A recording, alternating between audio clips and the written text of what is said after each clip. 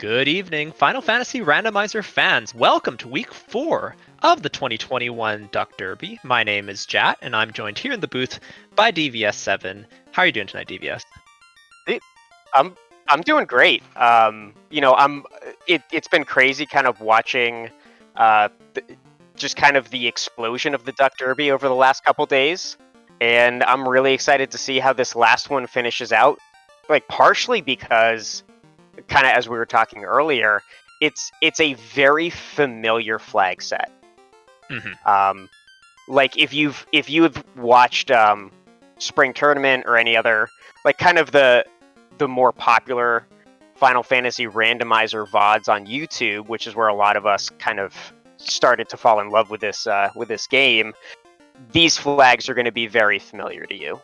Yeah, absolutely. So, like, speaking of flags, as you said, standard, pretty much bog standard flags we got here. We got 2 loose, slightly lower encounter rates, 2.3 EXP, and our incentive locations today are just kind of like the standard mini dungeons. So we have Ice Cave, Ordeals, Marsh Cave, Titan's Trove, and then perhaps slightly unusually Canaria Locked.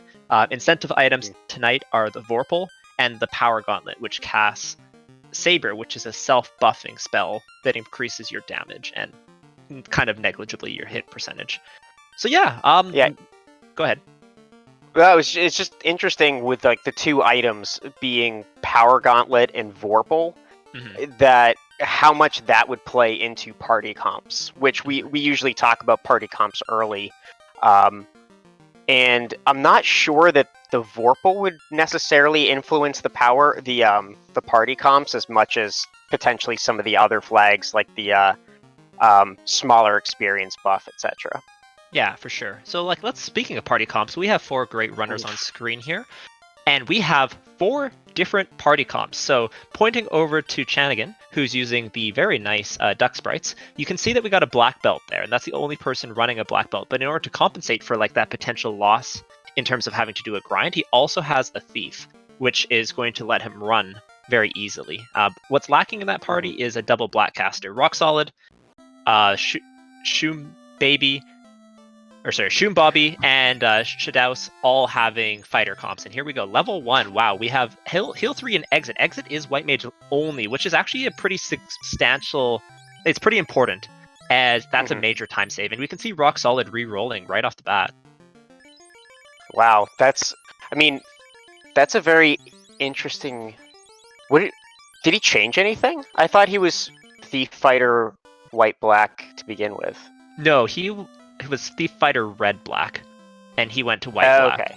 And so did and Shoom Bobby went from Fighter Thief red black to Fighter Rainbow. So highly prioritizing the exit spell, which makes a lot of sense because exit's one of those spells that saves you a ton of time over the course of the seed. Not only that, only 1 good black magic spell at level 1, Quad X, and even that isn't like the best thing in the world. Right. Well, I was actually just thinking about Quad X because it's by far one of my favorite black magic spells. For those of you unfamiliar, it's a power word spell, which means that anything that does not have death resistance, if they have under 300 HP, it's an automatic kill. So that works very, very well, even with some of like the higher experience enemies that they'll be facing. The problem is it's not AoE, so you're kind of trading off like essentially a 300 damage attack right off the bat for not having AoE. Yes. It's very good, as you said, against certain very specific enemies, but like, you run into very low level enemies like a single ghoul and you can't kill it. So exactly. Right? Ooh, I love this. This is one. Okay, don't be the ship. Okay, cool. So we have right off the bat the canoe and the canal. And the canoe is always a really interesting way to start these types of flag sets, because without the free ship, you could end up going into Ice Cave or Volcano or walking all around the inner continent without getting in the ship first, which I always find an interesting way, and I'm curious to see how these ducks are going to handle that. Yeah, like even right now we're seeing Chanigan head over to the Dwarf Cave area. And if I remember correctly, we only have early open progression and not extended open progression, which means that Chanigan's going to be blocked at the Dwarf Cave. So he'll be able to check these 2 Oh, right, because we have canoe. He's blocked by a river, but with the canoe he can bypass it. Correct. So this is interesting though, because I'm surprised he's walking backwards, because you have the choice of going up to Matoya, Provoca, and then immediately to Ice Cave, Volcano, or you could head kind of the south route to hit Dwarf Cave, Northwest Castle, and Elfland. So with 3 of our runners exiting Canaria now, I'm interested to see if they all do the Matoya Provoca route, or if one of them's gonna head down towards Elfland and do Crescent Lake first. I think the Matoya Provoca route is the route. What Chanagan is doing here is, remember, we have 2 loose items, which means 2 items could be found in any random chest. And I think he's just hedging his bets in case there's like a ship there. Because if there's a ship there and everyone else ends up going Provoca, Crescent Lake, go back around to Elfland and checks Dwarf essentially last, that could have been a major leg up in a race with over 27 runners. Also, Ale Markham pointing out 28,000 gold in Dwarves is like totally great, because that means you can skip Matoya on the way to Provoca. Right. And another imp fight, but we'll see if he turns. No, he is going up towards Matoya. Yeah, I don't know. I feel like, so it would kind of depend on whether or not I'm trying to be safe or I'm trying to be aggressive. Because really the kind of the plays that we've been talking about is, if you go Matoya, you've got 3 chests, you head to Provoca where you get a key item, but then from there it's Ice Cave, which you're underleveled for, and there's a lot of undead, so Quad X does nothing. You have Volcano, which is a little bit easier to manage, but you can get some higher sized encounters. But if you go the other way, you've got potentially level 3 and 4 magic, plus Marsh Cave, which has a bunch of boxes in it, and typically runners go as far away from Marsh Cave as possible. So there's strategies for both directions. I would say Provoke is definitely the safer one, and it looks like all of our runners are deciding to do that today. Yeah, I mean, you don't want to go to Ice Cave. We did find Fire 3 and Warp here, which does actually make Ice Cave a little bit more palatable. But to be honest, I would very, very, very much avoid going to Earth if at all possible. I would prefer to go to like Crescent Lake and then walk around to Elfland even. Like take the river system, go to Crescent Lake and then walk to Elfland and then decide what to do. Rather than going to Ice. Ice is incredibly dangerous at this level. Yeah. Well, we also did pick up Harm 4 and Ruse at White Magic level 2. So it puts in that Ice Cave play. I don't expect anyone to take it, and Warp is nice because it gives you that early incentive check. Again, I don't necessarily see any of our runners doing that, but if I could see if this was a tight race and someone was looking for a gamble play, that would be the gamble to make. Yeah, for sure. Yeah, so we're finding, A.L. Markin, our tracker tonight, pointing out that Wood plus 5 is pretty good armor, Fire 3 easily taking out the pirates, and I also want to note that after promotion, the Knight can learn Heal 3 and Ruse, so that is a very solid benefit for Knight comps. Yeah. And the last 2 white magic spells the Knight will learn are slots 1 and 3 of level 3 white magic. So we'll see where they end, we'll see what ends up in those 2 spots. If it's something like Life, that would be awesome. Yeah. Oh no. Ale Markin once again our tracker tonight, and also shout out to Demon Frog who just popped up in chat for restreaming. But Ale Markin just pointed out that Shadaus might have just bickied himself, and what that means is when you kill the pirates, you don't get an item. What you actually do is you have to talk to Bicky after killing the pirates, and he is, all apologetic, but also gives you, in the vanilla game, the ship. In this case, it's going to give you the ruby, which has a very high chance of being very, very important, as there's 2 key items locked by the ruby after you get the ship. Yeah. I'd say fortunately for Shadaus, like you said, you can't get there without the ship. But if there ends up being a key item that's locked there, he came back. It looks like he did remember. Okay, way to go. Otherwise, in 45 minutes, you'd hear the 2 of us talking about Shadaus and looking for that 1 key item, and it's horrible to watch. So I'm glad that he avoided that. So speaking of runners who may go to Ice early, Chanagan is going for a pop grind, the Peninsula of Power, a common vanilla strat. Now, I don't like it very much in the randomizer because, to be honest, the encounters near Crescent Lake are almost as good as pop. But it is a good way to get some early levels, and that could facilitate an earlier than other runners ice dive. Right. Well, the other thing with the pop grind, at least with our spells that we have, if Chanagan wants to do ice, we only have quad X, and a lot of the encounters around Crescent Lake are groups. They're packs, or you have like peds that might have over 300 HP, if I remember correctly. So it's kind of a decent play. I mean, you could get giants, which have good XP, but you could also get zombies, which are weak to Fire 3. So we'll see. I mean, this could end up being a great move to get an early ice dive, or it could end up biting him. We'll kind of see how it goes. Unfortunately for him, Rock Solid did pick up the ship in Crescent Lake, so that's not good for the pop grind, because that ship opens up a ton of incentive locations, including it opens up ordeals, it opens up both of the ruby turn-ins, and of course ice is still available, but the highest likelihood place for the floater at this point out of those is just the ruby turn-in, which is immediately available. It's half of the key items that are available, and of course the floater could be loose, the floater could be an ice, but it's very likely the floater's just sitting for them in the ruby location, so Rock Solid in a nice exploration lead here. Yeah, well, and kind of like you said, with our incentive locations being limited to Ice Cave, Ordeals, Marsh, Titans, and Waterfall, I mean, essentially all of those are now opened up. So no Waterfall, but yeah. Oh, right. But yeah, it looks like Chanagan has decided to opt out of that pop grind and is instead heading down to Crescent Lake to pick up that ship. So, I mean, it looks like he did make the fortunate decision there. Meanwhile, Shadouse is the first runner who's going to be heading into Marsh, and Shumbobby also deciding to go into Elfland before doing anything else. Wow, level magic is good, except for a non-elemental sweeper. Knights have incredibly powerful magic. We have fast, so Knights are looking pretty good here. Oh wow, yeah. Only life 2, Knight vulnerable, but still. Yeah, I mean level 4. Not getting Cure 4 isn't great, but they, like you said, they do have Heal 3, and they have Life 2. I mean, really, Life 2 is the only thing that you're looking for.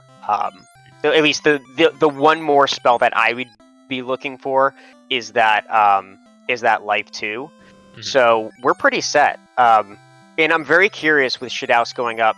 He's doing top Marsh first, which I like that play.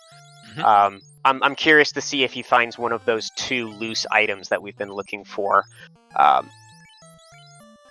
or if we're going to end up having get those early dives of ice or volcano. Yeah, I think for people who are just tuning in, what you're going to want to be looking for here is that ruby turn-in. I think that's going to be critical. If that ruby turns into a floater, it's going to be a huge advantage to the runners who decide to go the Crescent Lake side of the map first, versus if it's not, and like Marsh is the floater, for example, that's going to be a big advantage to the runners on the right side of our screen, who are both doing that initially. So both Chanagan and Rock Solid made the same mistake, which is that they thought that the ship, when it's in Crescent Lake, spawns in the dock to its east, when it always spawns in the inner sea. So the closest location to Crescent Lake is Elfland. So just, a small piece of knowledge. It didn't cost them much time, but good to learn. Yeah. Especially if you find ship in Volcano or Ice Cave as well, knowing that the ship will always spawn in the inner sea at the dock closest to that particular entrance. So if you run with those guidelines, it typically helps to figure out exactly where that ship's going to pop up. Yeah. I think he's either diving Volcano or he's going to the wrong ship location. Okay, he's going to Volcano. This is okay. Volcano. He can check the first floor of Volcano, or the first floor with chests to get a few levels and a few items, so that's not a problem. I don't love this play by Rock Solid to go into Marsh instead of turning in the Ruby. Marsh has 1 location, which is relatively dangerous to get to, versus the Ruby is 2 guaranteed incentive locations plus 3 free chests. So you essentially get to check top Marsh, Marsh incentive, and another incentive location really safely. Yeah. Well, I'm starting to think more about, you know, when we're doing a 2 loose flag set like this, my first concern is typically the loose items. I want to know, where am I loose and how am I going to get them as quickly as possible?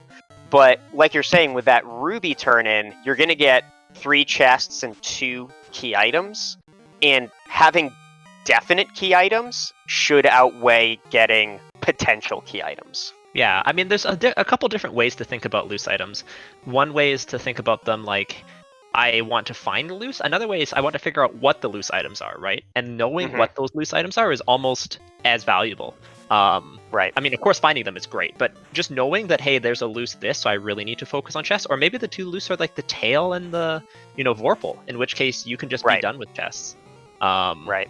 I do want to point out that there's been an Agama tile spotted. They have over 300 HP, which doesn't make them great for right now, but that's really good for Chanagan with the black belt. Is the Agama tile is one of the 2 best vanilla spike tiles that you can find alongside the single eye, and if he finds that, he's going to be pretty happy.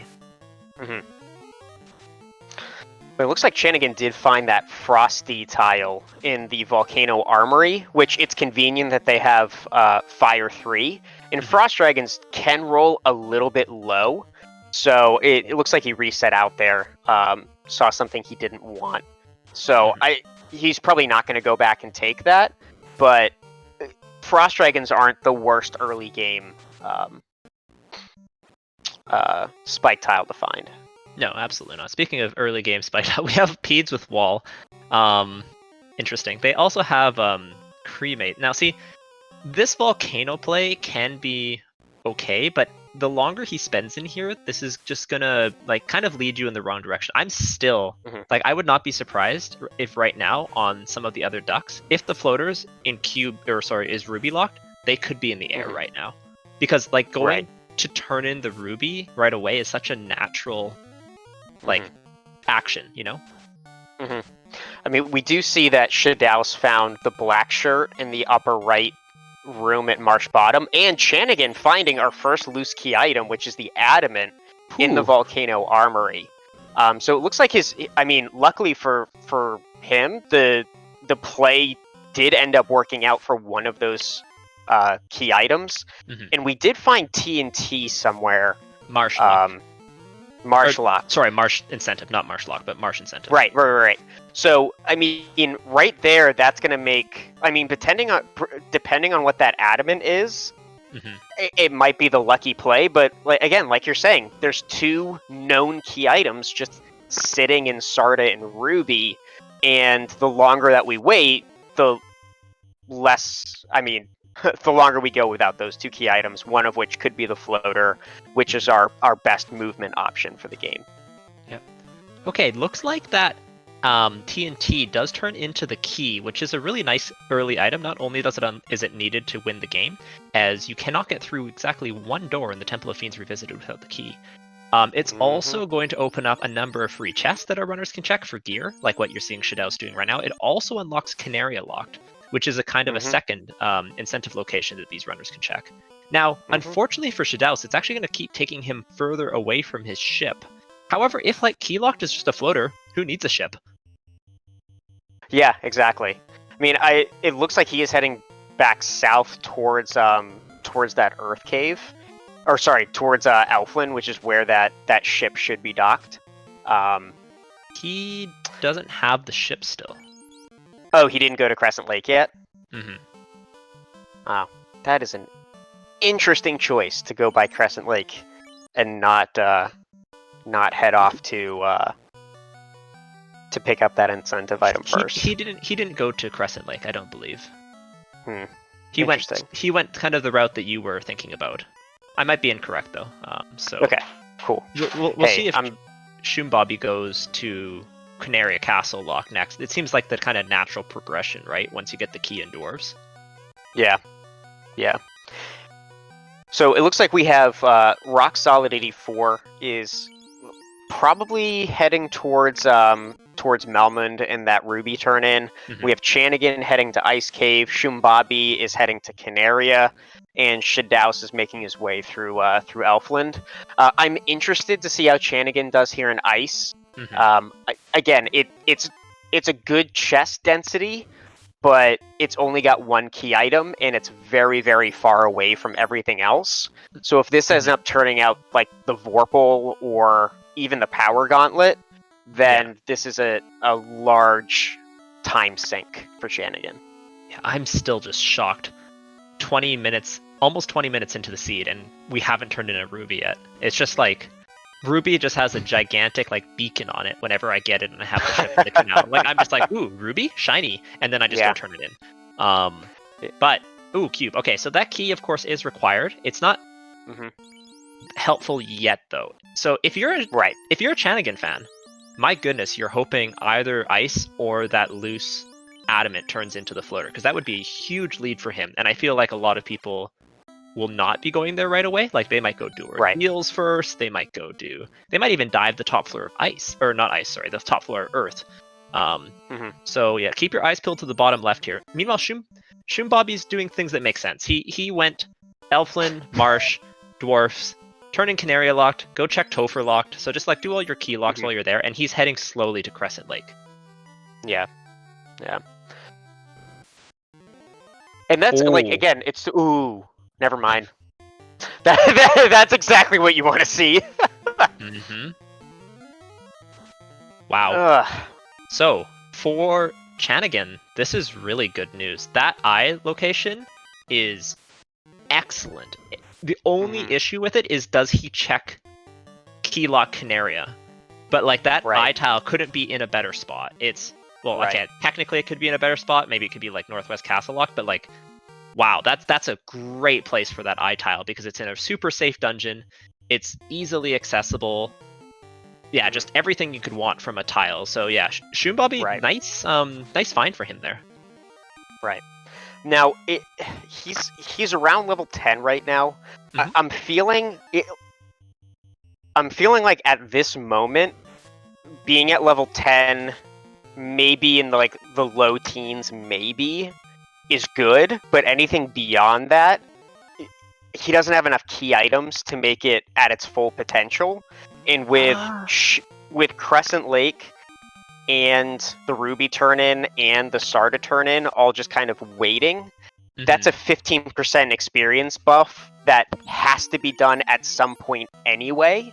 So I don't think he would actually lose anything by going and doing those three quick key item pickups before heading back and doing this. I kind of disagree, because my thought process is that you want enough levels that you can dive Ice in case the ship is there.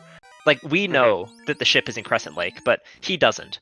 So I'm worried about just like, if I have to dive Crescent Lake, dive Ice Cave. So getting into the early mid-teens seems right. But after that, yeah, I agree. Like, you can come back here for more levels later. Also, Ale Markin pointing out, there's an Xcal +5 in Toflock too. So Toflock just with like all the goods. Xcal +5, remember, this is the first Duckling Derby seed that's not Black Belt focused, that doesn't have a guaranteed Massa. So finding a late game sword is super important, and Xcal +5 certainly qualifies. Right. Well, and we are seeing on Shadouse's screen, I don't know if we saw this the first time we dove Crescent Lake, but there is a chime for sale in that item shop in Crescent Lake, as well as gold +1s for about 8,000. So one of the other advantages that Shumbabi has in picking up those couple eye encounters is that they're going to have significant amounts of money, so that buying all of those items is going to be a very quick and easy thing for them. If I'm Shumbabi, I'm probably not checking any of these trap tiles, because what's the point? You already have the best one. But we'll see if he's just checking these for curiosity's sake, as opposed to actually specifically looking for a specific encounter. Yeah, I agree with that. Like, I think checking spikes here is kind of more out of habit, but it's very similar to checking magic shops. Once you see a nuke at level 7 or 6, you have fast, temper, all the elementals, warp, and nuke. You never need to check black magic ever again, right? But people do it out of habit. So being able to say, hey, I don't need to check spikes anymore because I found an Agama and an eye tile, you know, that's something that is good to think about. Yeah, it's definitely hard to work that out of your routine. Even like checking item shops and armor and weapon shops, especially when you're first starting, and like the thought of opening a chest is always kind of exciting, and you feel like you want to open every chest in the game. Same thing can be felt with these item and armor shops, and hopefully they're able to resist it, especially once they find that second loose key item. Just basically not opening any other boxes and moving on with the rest of the game. Yeah, absolutely. Like, and if you're just tuning in, my name's Chad. I'm joined in the booth here by DVS, and we're being a little bit more, perhaps, educational focused, or a little bit more like commentating on the actions, why you might do other things, what are the options, what are the trade-offs. And that's just because, once again, this is the Duckling Derby. Yes, this is week 4, and these ducks have improved at an incredible rate, but we're still using this a little bit more as like an educational, so people can watch this back, learn a little bit. And also, if you're getting into the randomizer, hopefully it's helpful for you as well. We do have another Duck Derby starting up in the summer, so it's never too late to get started on the Duck Derby, so you can start in Final Fantasy Randomizer, so you can start practicing for that next one. If you're interested, feel free to join us on the Discord. And yeah, so once again, 24 minutes in, we have not yet checked a ruby, but I think Rock Solid is almost getting there. Yeah, well, Shadows is in Melman, so hopefully Shadows will be showing us what's going on in the near future. And just to kind of jump on another thing we were talking about, yes, this is a much more educational focused. The other benefit for us talking about it with this flag set is this is very reminiscent of spring tournaments in the past. And the spring tournament's going to start up, I believe, mid-April or early April this year. And the spring tournament committee is putting together the flags for our spring tournament. And so this is a good opportunity to kind of get some, big picture ideas of strategy for the upcoming tournament. Yes, absolutely. Yeah, April 5th is going to be when the spring tournament starts. So, if you're interested in seeing some traditional Final Fantasy randomizer action, or maybe some not so traditional, come tune in for that for our largest, most participated tournament of the year. Although, of course, this Duck Derby, man, putting the spring tournament on watch for most participated in tournament we had 40 ducklings signing up. We're down to just 27 now. Some people had to drop out, or some people got eliminated essentially they chose to eliminate themselves after doing poorly in a few races. But we still have 27 racers going on in this race right now, so shoutouts to all of the ducks. Okay, Ruby turn-in. Rod. Ooh, spicy. Yeah, we still haven't seen that Titans incentive yet. We did see the crown is our Ice Cave turn-in, or our Ice Cave incentive, but it's going to take Chanigan a while to head back over and do the crown and the adamant checks. So I'm really looking forward to seeing what Shithouse finds here in Titans. As it looks like Rock Solid heading down to Ordeals. So, this is interesting. I love the Ordeals play by Ship. I don't know if I love it before Ruby. Ruby's 2 items, Ordeals is 1. But yeah, Ordeals, you have Warp, you have a ship, you right. have the canoe. Like, Ordeals could very, very well have the floater here as well. So, keep your eyes peeled to the top left and the bottom right, as we're about to get some new information. Chanigan will be showing us the crown shortly, but it still could take another, 2-3 minutes here as he navigates the terrible river system. Ooh, another good spike tile. Yeah. So one of the things that we also have to be thinking about, or I would expect our runners to be thinking about, is levels and where to pick up those levels. Oof. Oh, that's really good news for Chanigan.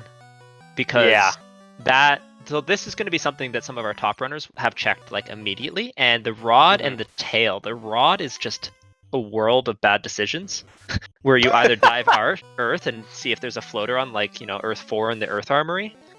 The tail does nothing until we're in the air, but it's fantastic to find for free for our fighter comps, as knights are incredibly powerful once they promote. But Chanigan could be sitting on the loose floater with that adamant, which would be gigantic. Yeah, well, it also gives an advantage to Rock Solid 84, who is going through this Ordeals, and finding a blue D tile, which I'm glad he's changing to running. But I mean, this increases the probability of having that floater here in Ordeals, and then after he finishes Ordeals, he's probably going to head over to Waterfall and see what the robot has. No, so it puts.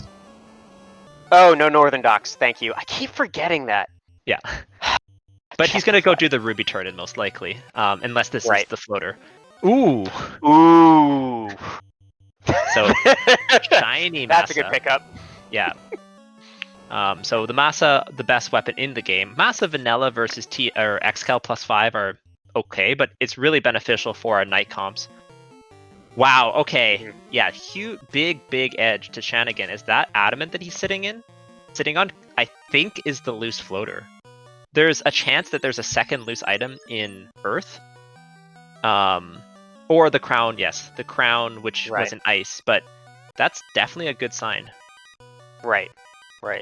Yeah, so I mean, there's also potential that we do have that loose floater sitting deeper in the volcano, because I think at least one of our runners has fully cleared out the ice cave.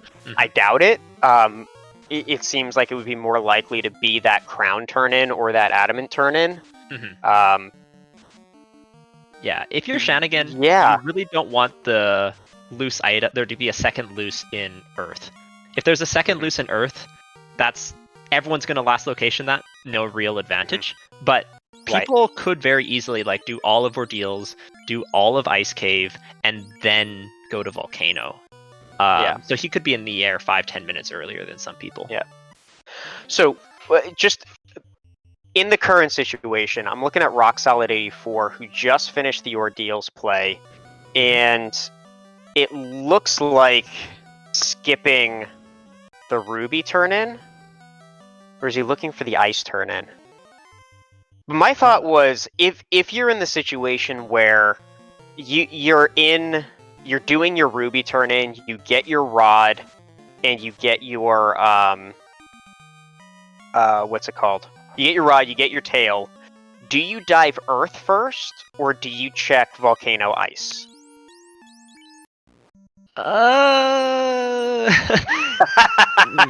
Bad decisions all around. If you delayed here's what happens. If you delayed the Ruby turn-in to the very end, you probably dive Earth while you're there. If you did the Ruby turn-in early and then you do Ice and Ice, you probably do Volcano next. Okay, so Crown is not the floater. Is the Adamant the floater? Also, note right now that we have Go mode. The second loose item is... No, we don't know yet. It's either the... Because it could still be the Power floater. Bonk or Power Bonk Vorpal floater are all possibilities. But we have found the Chime, the Loot, the Key, the Rod, the Oxale. No, we the second loose is guaranteed to not be required. Because...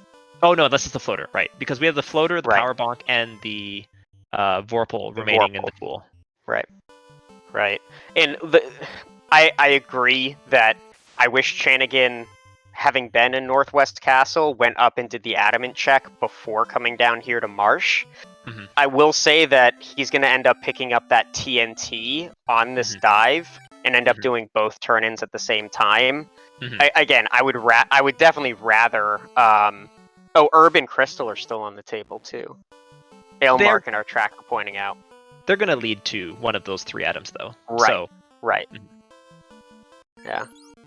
So it's an interesting play, because especially with this particular flag set, with having the Northern Docks off, essentially the only key item that we can't get to, we have the Waterfall, the Bottle turn-in, and the Slab turn-in. All three of which are blocked by the floater. So that's kind of why we haven't been talking about them at all. I mean, it is... the one thing that you don't want to see with this Adamant turn-in is getting the Bottle or the Slab. Because if you get the Bottle or the Slab, it's, at least to us, it's an indication that we do have a loose floater somewhere. And that's either going to be dug into Earth Cave somewhere, or that's going to be in one of the deeper levels of Volcano. Yeah. All I can say is if it's there, well, we know we're going to be go-moding go-moding Sky and Sea, which is a little bit unusual. Right. Well, those are going to be very, very fast dungeons. I mean, Sea and Earth typically take a lot of time because of the number of chests that you try to open. But if you can go-mode those two dungeons, they are two of the faster dungeons in the game. So yeah, Shum Bobby about to get the good / bad news that Oxtail does indeed have an incentive item, which a needed incentive item, which is the Oxtail, but it is not the floater. And still holding our breath here for Chanigan to go and turn in that adamant, so we get that kind of critical piece of information. Right. Ailmarkin pointing out in chat as an evil human being, but a very perceptive human being. We could have our second loose key item in Marshlock. Yes. And the reason that that's a huge pain, other than the fact that it's Marsh, is the fact that the key came from the TNT turn-in, which requires a double dip of Marsh. Oh yeah. So it would be a required double dip of the least favored dungeon in the entire game. Suddenly I want to see it. The only good thing about that, at least, is that the worst item to be in Marshlocked is like the loot, where you full clear the entire rest of the game.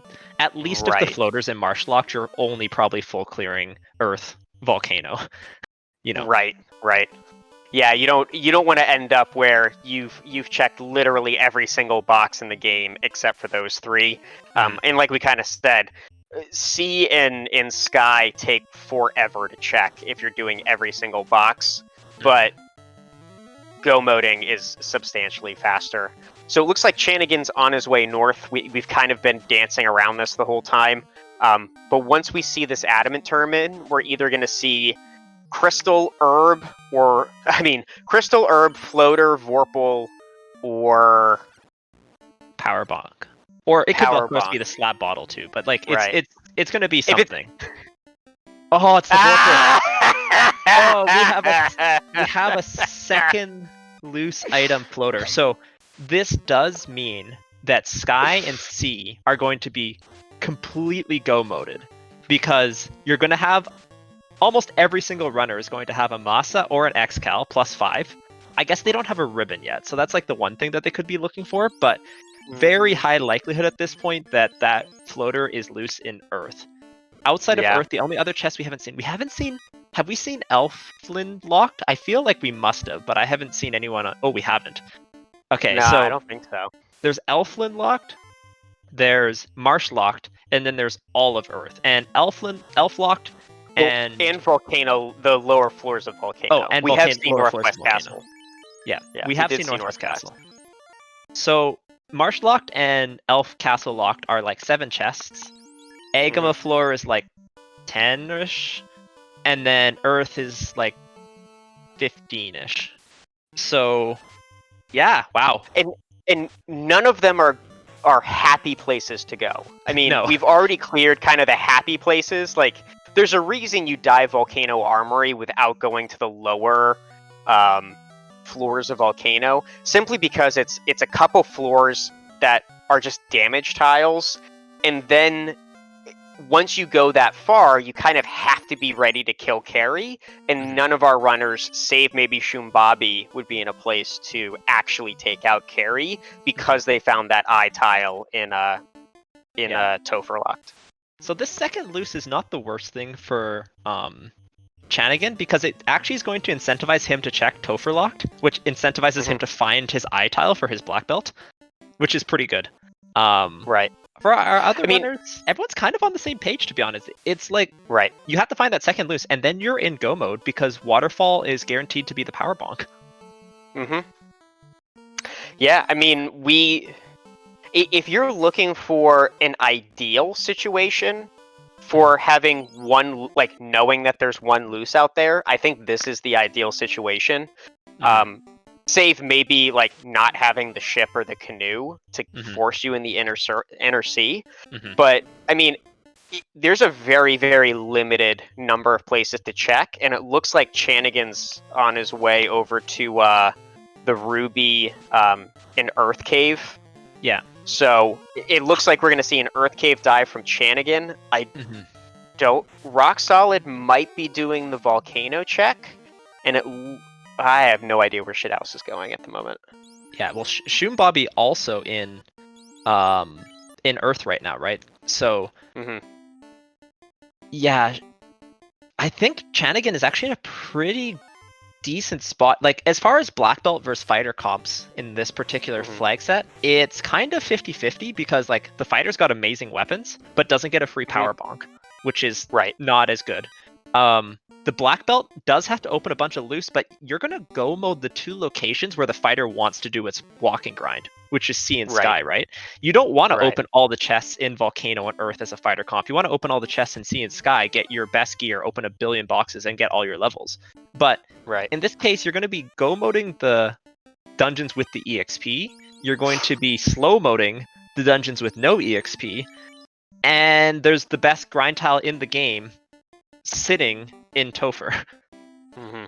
And Demon Frog and I noting the Katana +4 that Shumbabi found in Earth 1, which is going to really benefit. I think Rock Solid took a thief and Chanigan took a thief. I don't know if Rock Solid rolled out. No, he still has his thief. But that, especially with that tail sitting there in Titans, that's a really nice pickup for the 2 of them.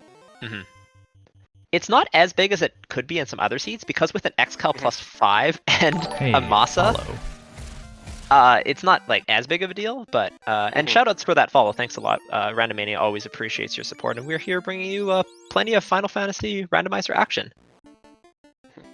Yeah, Shumbabi also. Ale saying we just found our second loose.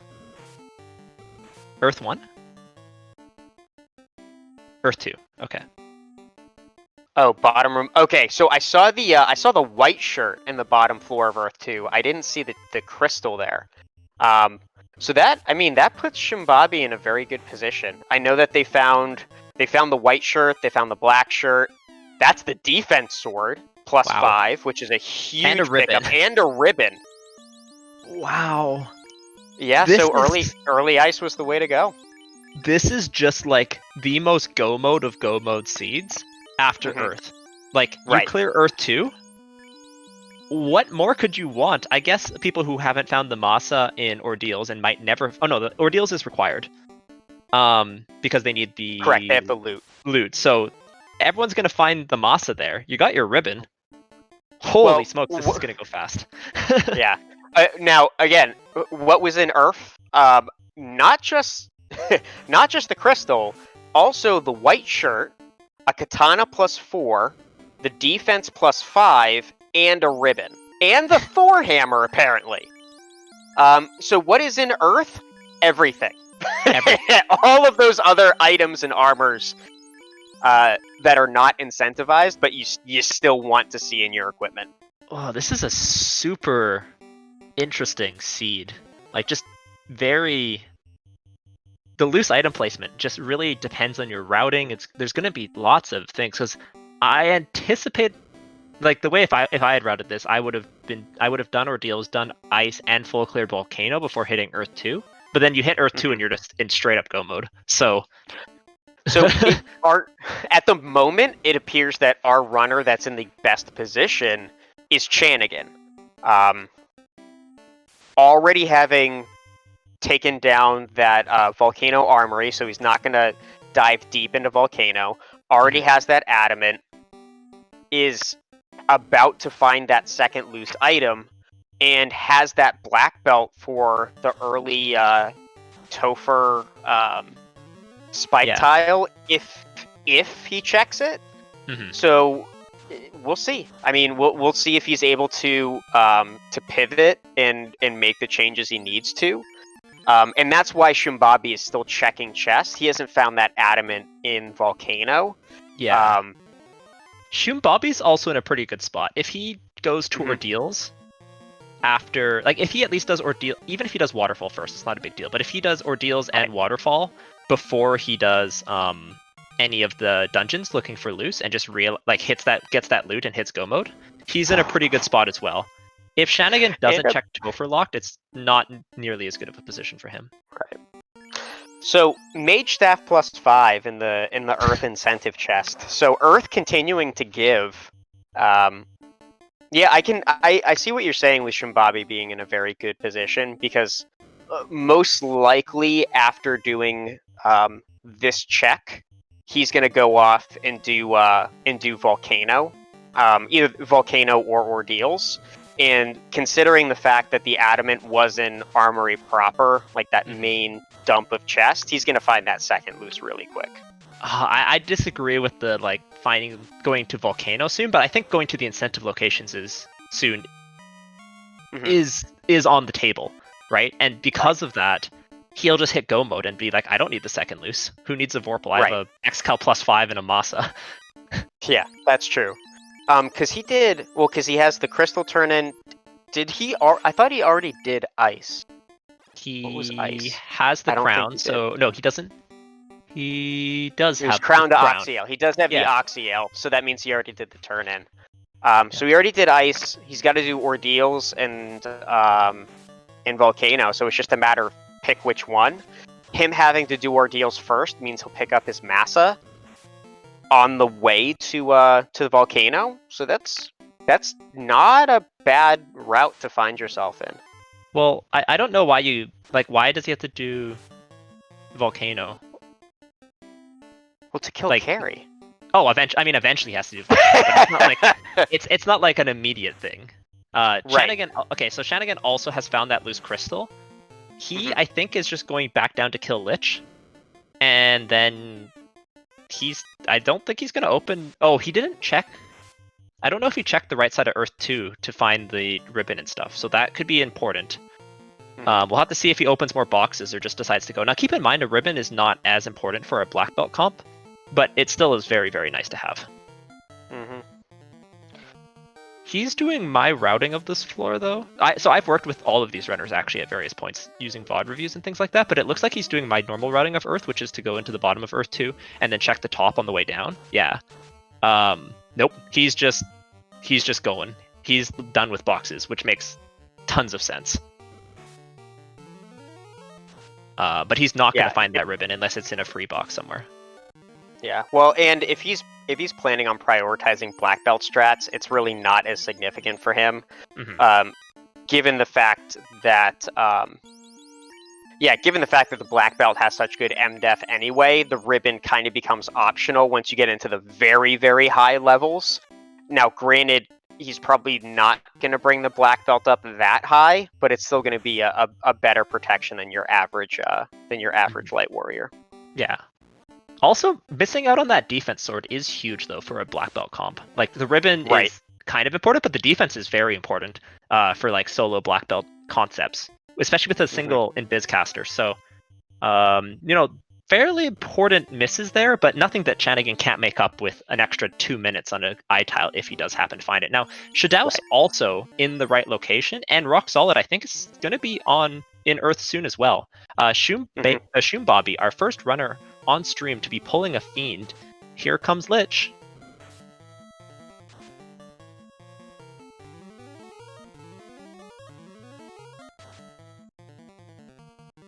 And there goes Lich.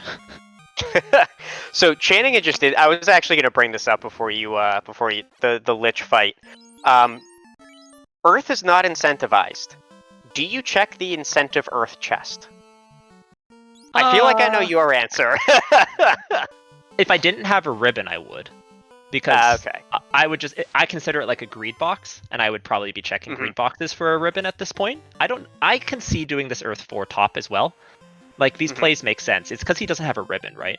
Once he gets a ribbon, he's going to be like, I am so done with boxes, but until he gets a ribbon, checking a few quick checks makes sense. Like, you might also do, Sky 1, left, right, Sky 3, maybe top and left, or right and left, or something like that. I'd be surprised if he checks the bottom of Earth here, though.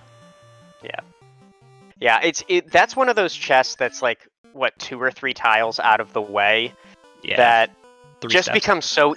It's just so easy to check, even if you don't have any key items you're looking for. You have those 5 or 6, and there it is. That's our floater. Shumbabi at, 4650? Finds our floater in Matoya after finding that crystal in Earth 2.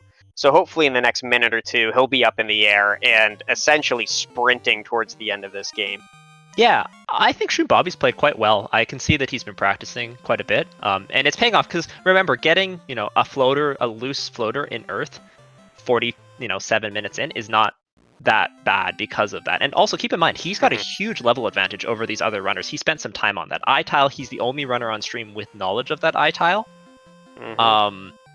What he has to do right now, though, is do the rest of his incentive locations. And I really think he will, based off like my previous conversations with him. I've been like, figure out what you need before you go and open a bunch of boxes.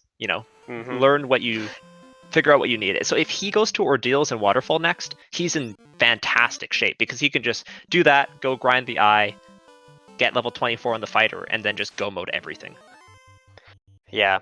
So it looks like Shumbabi has, he has the chime, I believe. I think I saw it on his inventory. Has the cube. The only thing that it looks like he's missing is that loot. So, with knowledge that Waterfall and Ordeals are your only two places that have actual key items, I'd say the benefit of Ordeals is that, you can't spend like substantial amounts of time wandering around Ordeals like you could with C. Oh yeah, he's and I like that he's doing Ordeals first. I could see if I went to Waterfall and tried to bank on Waterfall, and it's not my loot, which is what I'm looking for, then I'm gonna go to C next, and that's way too many boxes to check. Yeah. So by getting Ordeals out of the way, that's a quick check. Then you do Waterfall, which is your second quick check, and then by that point he's already gonna be in go mode. Okay, so a couple updates. Rock Solid in Earth, about to get his crystal. Chanagan has found his floater, and he's about to be in the air. He might settle for the Agama tile, which is going to be unfortunate for him because that eye is going to be way better. But he's found the Agama tile, right? And it's definitely good enough. But yeah, Shumbabi about to hit go mode at like the 53-minute mark or something like that. Also, I want to point out too that they don't have Brack and they have Warp, which makes going like Ordeals make a lot more sense compared to Waterfall Sea Shrine, because killing Kraken's still a little bit hit or miss right now. Well, I think the fact, again, it's kind of interesting the way this played out. It ended up that Random Chance kind of won the day in terms of our floater being a crystal that was loose. But Shumbabi's getting really the best benefit out of it because he's about to pick up that Massa, which is going to be huge for that fighter. He wound up finding the defense +5 and the ribbon. He knows where that trap tile is. He has an Xcal 5. I mean, really, he's gotten the luck has been on his side. We'll just put it that way. Yeah, the fact that he wasn't in go mode in Earth 2 actually helped him because he opened the right boxes, and then he's going to be able to skip a lot of the worst boxes. Yeah, absolutely. And I mean, really, the decision that he's going to have to make is probably one of the better decisions you have to make, because the second he gets in the air, the second he heads over towards Waterfall, he'll probably promote. And then it's a matter of where do you put your weapons? I mean, he's got the Xcal 5, he has a Massa, he has a Defense 5. That's a lot of powerful weaponry, and that's going to make pretty quick work of some of our fiends. I think Massa on the Red Mage, Xcal +5 on the Knight, at least until Topher, and then your Red Mage can cast Ruse, your Knight can cast Ruse. You're just in just such good shape. You couldn't ask for much more. If Chanagan finds this eye tile though, he's also going to be in very, very good shape. So that's what we have to see. If I'm in Shumbabi's position here after getting this loot, I'm going straight to that eye tile, probably taking my team to promoting, going to the eye tile, buying life on my Knight, and getting my party to maybe level 22, and then just not stopping for anything, killing like a few enemies in Sea and Sky and Volcano, and then just going. You could be done in 15 minutes. This is gas time. Right. I mean, this is essentially you're making your last minute preparations.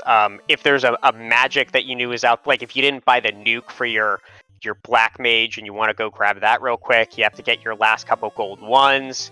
you fill up your heal pots, and then you grind up to what's most comfortable, and you just walk through the Fiend dungeons, and hopefully by that point you'll essentially be walking through Topher with the kind of equipment and weaponry that he has.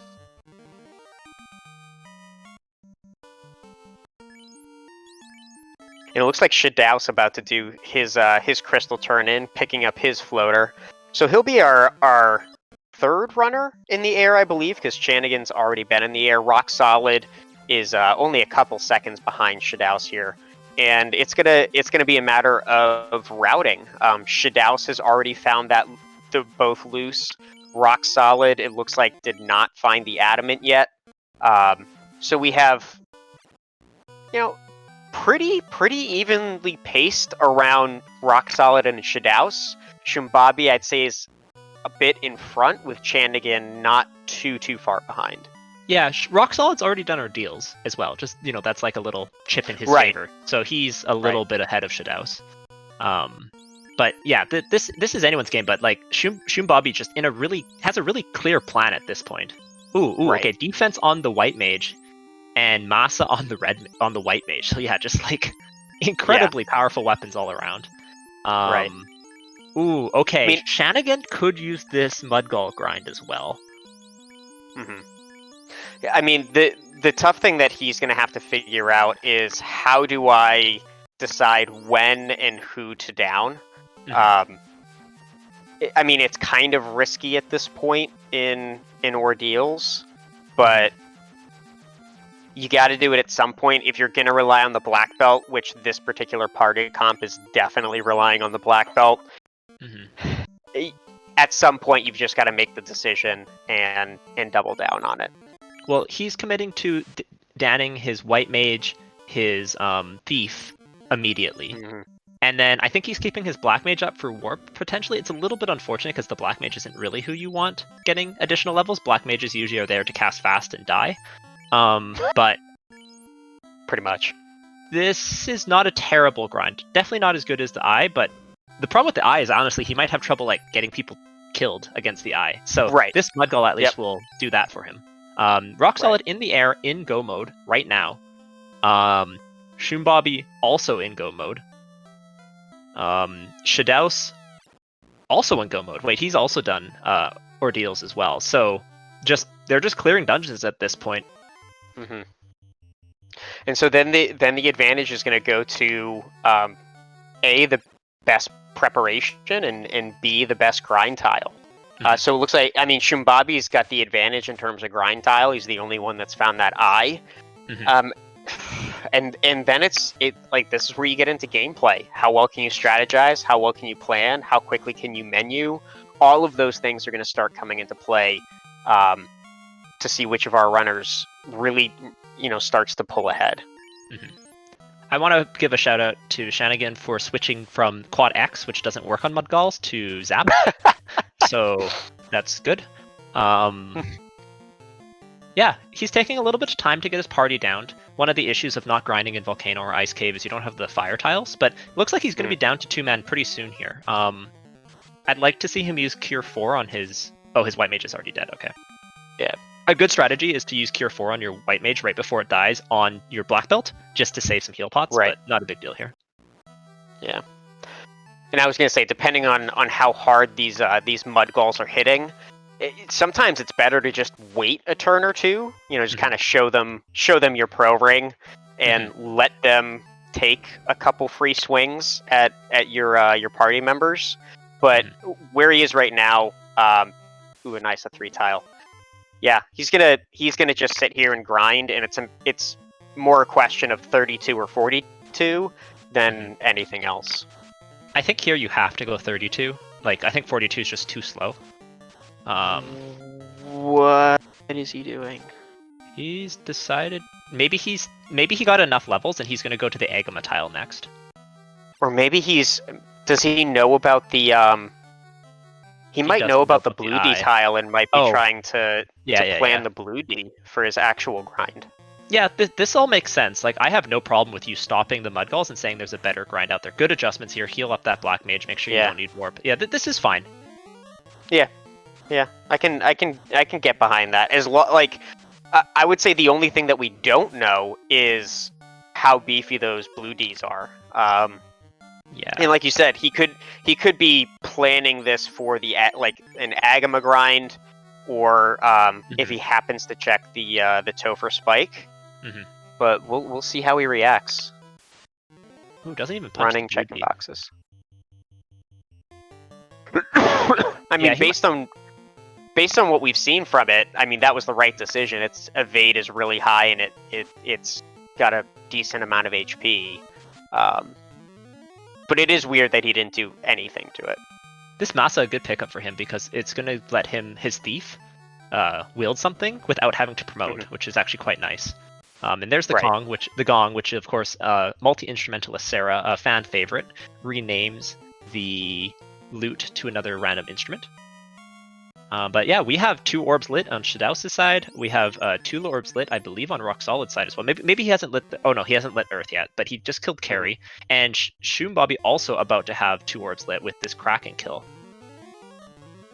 Yeah, Shadaus already on his way down to do his promotion. He'll run over. He'll do his Kraken kill, and I mean, it's gonna start getting close. It's absolutely going to start getting close. I mean, even looking at the fact that Shoombobby has to still do Volcano, which has fewer encounters, but it's a long walk, versus Shadaus, who just has to do the Kraken dungeon, which is a relatively short walk in comparison. So we'll see how this all turns out. Pooh, that Kraken was almost disaster for Shoombobby. One thing that he didn't do was get evasion stacks up, so Kraken just one-shot everything it touched. He also, because of the Masa on the White Mage, just wasn't outputting like the same amount of damage that like a fasted Knight with the Masa would do. So that wasn't ideal, but he did have the levels from that eye tile, and that can make a difference. Shanigan, on the other hand, this no more grinding. He's got a 24 black belt that he's happy with. This could be slightly sketchy. This Kraken could one-shot this black belt. Well, I don't even know if should. Yeah, it will one-shot this most black likely belt. will. Yeah, I mean, I'm kind of curious what this is in. If I'm gonna take the time, oh, he's rezzing his other party members. Yeah, I guess he's just like, I want my black belt slightly ahead, and maybe he's gonna like take a bit of a walking grind. I don't know. It's not like traditional black belt strategies, but right. Okay, yeah. You know, So maybe it was just like a little bit of the nerves and the pressure. Like the one downside of a black belt party is that you have to pay out time to grind up that black belt, but you're planning on getting a return of that time in getting faster encounters and going through Topher quicker. And I could imagine Shanigan being in the air, 50 minutes into the game, feeling very behind. Feels like he's got to risk it, especially with that Massa on the Thief. It might actually be just a stress pressure play as opposed to a planned strategy. Yeah, I don't know. I'll there's a lot of stuff going on. It's really, really hard to tell, but what I can say is that a 24 black belt compared to a XCal plus 5 wielding knight, you take the XCal plus 5 wielding knight with life any day, right? And you're getting really no compensation for bringing this black belt if it never gets to 32. So definitely a risky situation here. Yeah, I still just kind of stand behind. I really like Shoombobby's position here. Oh no, stop! Don't open boxes. Stop! I was gonna say, as long as he stops opening boxes, there's no need to open a box. What is he opening boxes for? What could he want? He could want another ribbon, or he could. I mean, there is that thought that goes in the back of your head of it's just armory. It's a ton of boxes in a small area. But this is a couple minute detour that if you're really trying to etch out and beat out other runners, you have to skip this row. I wonder if he's looking for armor for his knight, because he hasn't really found anything, and Kraken one-shotting it might have scared him. That's true. That's true. I mean, he found an Opal 4 Bonk. I didn't see anything else that was really significant. Mhm. So, I mean, that could be playing. With the fact that you have gold ones in Crescent Lake, though. Yeah. Yeah. Chanagan's promoting too, right now, so he's losing his MDef advantage. That the black belt will get. But I mean, if he's done with levels, I mean, promoting to get the katana on your ninja makes sense, but then his level distribution isn't quite right. Yeah. I don't know. It's this mixed like the mixed strategy isn't really the way to go. You got to like kind of commit to one way or the other. We'll be curious to see how it works out. Yeah. If I had to guess, this is my honest guess, that finding the Massa got him to think about relying on that thief, that ninja, being the primary damage dealer, as opposed to the black belt being the primary damage dealer.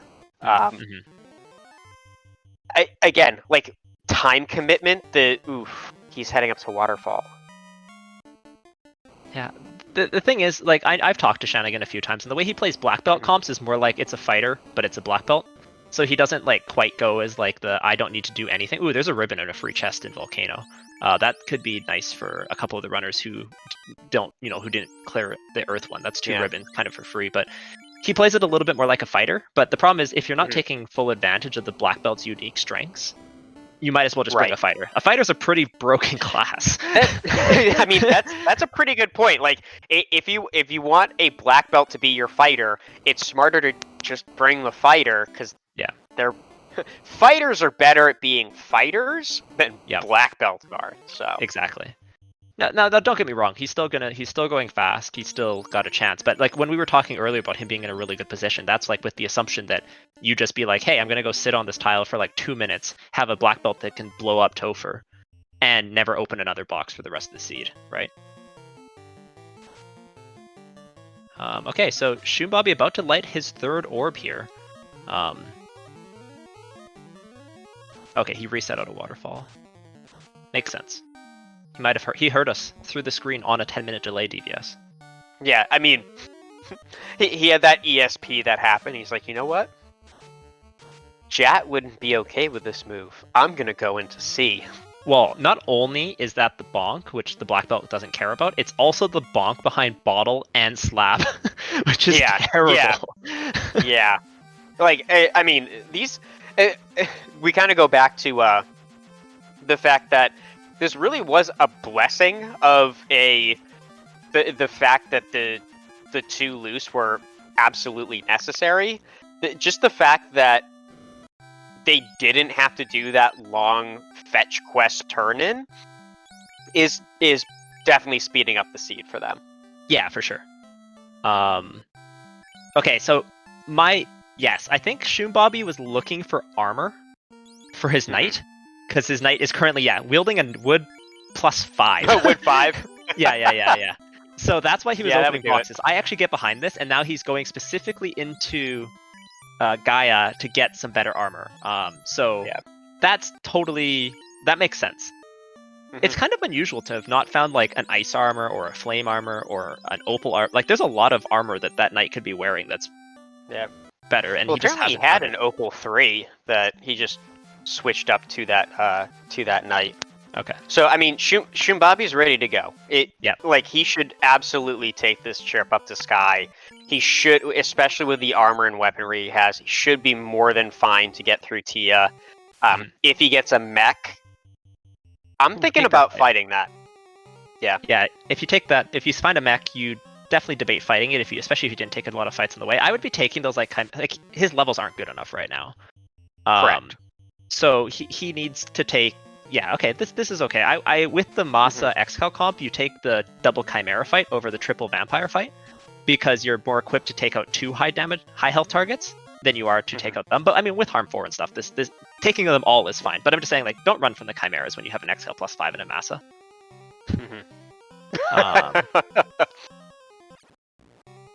Demon Frog shouting out a line from Jurassic Park, which I'm very well behind, noting that the vampires having a fur is a very clever move. Yeah, they need a harm next. I guess that's just Yeah, small. exactly. you got to go a little bit deeper into the spell list for that one. Yeah. Okay, yeah. So Shunbabi adjusting his strategies a little bit. He's at a really nice level right now. He's level 21. Right. If he takes some fights on the bridge, he takes a couple fights on the walk up, he should be right around 24. And 24 is an important level for two reasons. Mm-hmm. It actually is the Excal +5 breakpoint, or very close to it, as well as the massive breakpoint on the knight. So 24 is just like the level to be for that knight.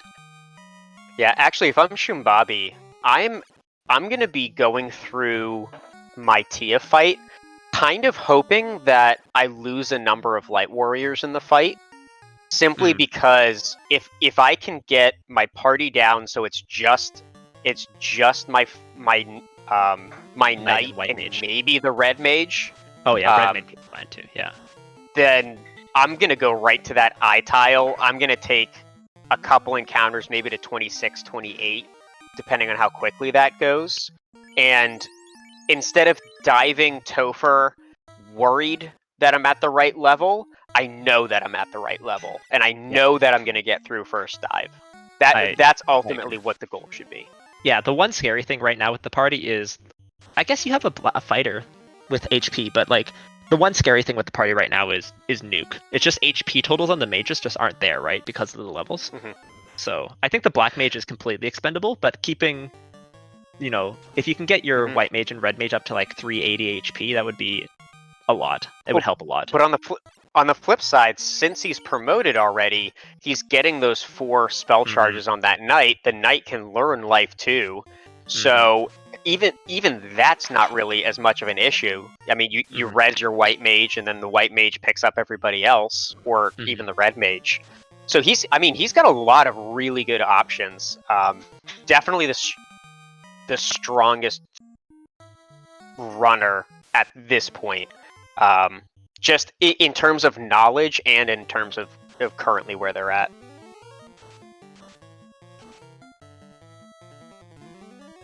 Yeah, overall a pretty interesting take on this particular flag set. Like I've really liked the way this seed has has played out. It's been like the loose have been interesting but not awful. They've made it, you had to make some decisions, and then now you get to put on the gas. Well, I mean, it kind of feels like I want to say all of our runners today have opened almost the exact same boxes as each other. Yep. And it's as much a matter of efficiency and menuing. Like, as crazy as it sounds, like, yes, you get to the point where how quickly you can menu actually gives you minutes of advantage. And to be at a flag set where, and this is a great end to the Duck Derby, like a flag set where it's really not, like, the probability that a runner would dive Earth 2. Earth 1 maybe, 2. But Earth 2. Yeah. As one of their first locations to dive is relatively low. And especially since it's in the bottom Earth 2 room. I mean, there's a lot of runners who skip the bottom Earth 2 on their first dive and then come back and pick it up if they don't find anything. So yeah, it's a great finish to I feel like this is saying, how well do you know this game and strategy for your Topher dive, more than it is how lucky are you that you happen to pick up the right locations. I agree. It reminds me a lot of the play-in race, where Lord Fizzlebeef won, and it was straight up everyone full cleared everything, which means he kind of had just an execution advantage for the most part, and some better luck, as obviously just like luck on random encounters, luck on various things like that. But almost everyone full cleared that entire game, which means that there's not a lot of box selection luck. Yeah. And honestly, for me, these are the kinds of... you know that 2 loose isn't really my favorite. I'd rather have oops all loose. But these are kind of my favorite things where it gets down to how well can you plan and prepare. Because I was like, my Tophers were really bad when I first started playing this game. I could never get a handle of when it's okay to dive and when it's not okay. So I really like the fact that we are watching an appropriate round 4 for this Duck Derby. Oh, and yeah, Shun Bobby making that play to go visit the eye for a little bit. Now, how high will he go? Yeah. I want him to go like 2 levels. Like what I'd be looking at is the HP on my mages. The fighter needs 25 to get the extra swing, or 24, 25 to get the extra swing, and then go. Yeah, and so this is what doesn't make sense to me is that Shanagan decided to do the Agama after doing C, after bringing his party members back up. Right. You know what I mean? Like that's where I'm. Like once you do the hard work of danning your party members off, just go take the Agama right away. Yep. Yeah, I 100% agree. That like he did all of the prep that you need to do for that black belt grind half an hour ago, and it would have made the Kraken encounter go faster. It definitely would. I mean, and when you hit that point of like 3240 with that black belt in the first slot, you start having enemies running away from you, and that just makes every single encounter go exponentially faster. And it looks like Rock Solid is heading into Waterfall. Ooh. So he has all the information he needs to know that this is the power bonk and that it's behind 1 billion turn-ins. So, yeah, little... Well, ooh, okay, I love the level that Shun Bobby stopped at there. He hit like 25 and was like, "Yup." Yeah, this is solid. Yeah, so now we're hitting, like I've had this conversation heard this conversation so many times, very bad at listening to it, that it's so easy to try to take Vanilla Phantom Tile, gotta love it. It's very easy to dive Topher in those first 3 floors and try to take encounters. And the discussion that I often hear is, you need to get to, when you dive Topher, you need to be ready for Topher and not ready to grind on your way down to Topher. So you really have to resist those. Ooh, look at that! A War Mech on Shadow's side, and it looks like he's going for it. I saw a white shirt. We have a fast coming out, or potentially a fast coming out. So Lit 2 coming from War Mech, which is nice to see now. And Ice 3, not going to do a lot. 4 hits, 123. We're seeing that white shirt come out, which I like the play. That fighter's getting fasted. I think that fighter had the Massa. I don't really like the decision to do the Ice 3 as opposed to the Lit 3. We'll see. I think it's going to be. I think it's not really going to matter. The Quad X isn't really going to do anything. But, I mean, he's got the fast on the fighter. The fighter's going to be swinging. Getting the evade up. I like the heal 3, cure 4. More ice 3 coming out. And unless War Mech... Okay, so War Mech had a pretty light punch. It looks like 367 on that from the fighter. And I think you're at the point now where it's fight item, unless you want to continue trying to do chip damage, because he still does have that. Oh, there it goes. Nuke was a good play there. Yeah. And picking up a good number of levels. He's at level 23 at the moment. That's a pretty good spot to be at going into Tia, unless you run into fighters with damage poison. Yeah. Yeah. But that's okay. You could actually keep your black belt down here for the TF fight, as your white mage has fast, but decides against it. That's okay. I feel like that's like a little bit more of like a veteran move to just be like, I'm just going to transfer a little bit more experience onto my 3 life casters because I don't need the extra nuke. Right. Random thought. Does Does Warmech resist lightning, or is he weak to lightning? Warmech, it resists all the elements. So he resists everything. So Yeah. the lit versus ice doesn't matter. Well, ice is the strictly better choice because it just has slightly higher base damage, but Yeah. they're both like Yeah. small chip versus smaller chip, not... Yeah. Womp. Yeah. I mean, you'd think the robot doesn't like electricity. So Shun Bobby onto carry here. Carry 2. Into Topher, double fasting. Whoa, that's a big swing. 10 hits. Down goes carry. Whew. Okay, but here comes the very important fight. Kraken, the gatekeeper of the Temple of Fiends Revisited. Big melee damage. And once again, remember, Shun Bobby's armor isn't that good. What I really want to see here is moving the red mage and the fighter into slots 3 and 4, and moving the black mage and the white mage into slots 1 and 2. Because really, and then you just go like nuke fast swing or something like that. Yeah, it's always tough to, we see that unrunnable Gershark Wizzsahag tile, and being smart about magic choice. Because, I mean, I like the going to a black shirt, Thor hammer, oof, and getting ambushed by waters with Dazzle. That's definitely not something that you want to see. Deep and Squint. Okay, so Shadaus also having all of his orbs lit.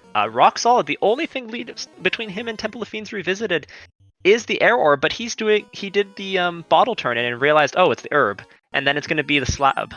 So, oh, maybe he already did the slab, but he's spending a lot of time doing those turn-ins, which is not paying off for him. Meanwhile, Shanigan done his grind. Okay, here we go, Kraken. He did the rearrangement. Yep, this is what you want to see. But now we need either a pure offense or... Okay, a little bit of a mixed strategy here. Kraken highly evasive. Double fast going off. Survival. Yeah, that was a weak punch. Yeah, good, really nice adjustment into lock 2 there. I really like that adjustment. Good. Yeah, well, and switching to just attacking. Yeah, no, this is a good oh. Okay. Those extra levels making a big difference here. Nice, and he's down. That fight was played really well. Yeah, that was excellent. Had to rearrange his party exactly like that. Had the levels to be able to survive a Topher like this, and he had a good offensive strategy, not like spending too much time in Viz 2ing up, just killing Kraken before it can kill him. So really nicely done. I also want to call out because Shun Bobby decided to use the Life 2 cast from his Knight instead of his White Mage. And I was concerned about that until I noticed that Life 2 and Cure 4 are sharing the same slot on the White Mage. So he maintained a single Life 2 cast. And it was a brilliant play. I thought that was a brilliant play. Yeah, that's really good. You always want to make sure that your Knight has as many Life 2 casts as Fiends remaining that you can revive after. But like maintaining Cure 4 casts over Life 2 is exactly what you want to do there. So, also a really solid play. So yeah, like I want to point out here, Rock Solid about to light his 4th orb. Shadaus all 4 orbs lit, and Rock Solid just unfortunately went on that big long bonk adventure, which cost him a bunch of time. Now, Shun Bobby did not rearrange his party for Tiamat. And yeah, okay, getting that armor definitely paying off. Yeah, I mean, I run into this same situation where it's like I've already wanted to make sure that like Kraken's the one I'm worried about. Tia, but Tia can still wipe your party if you're not careful. You still got to respect her. Okay, Shun Bobby through Tia.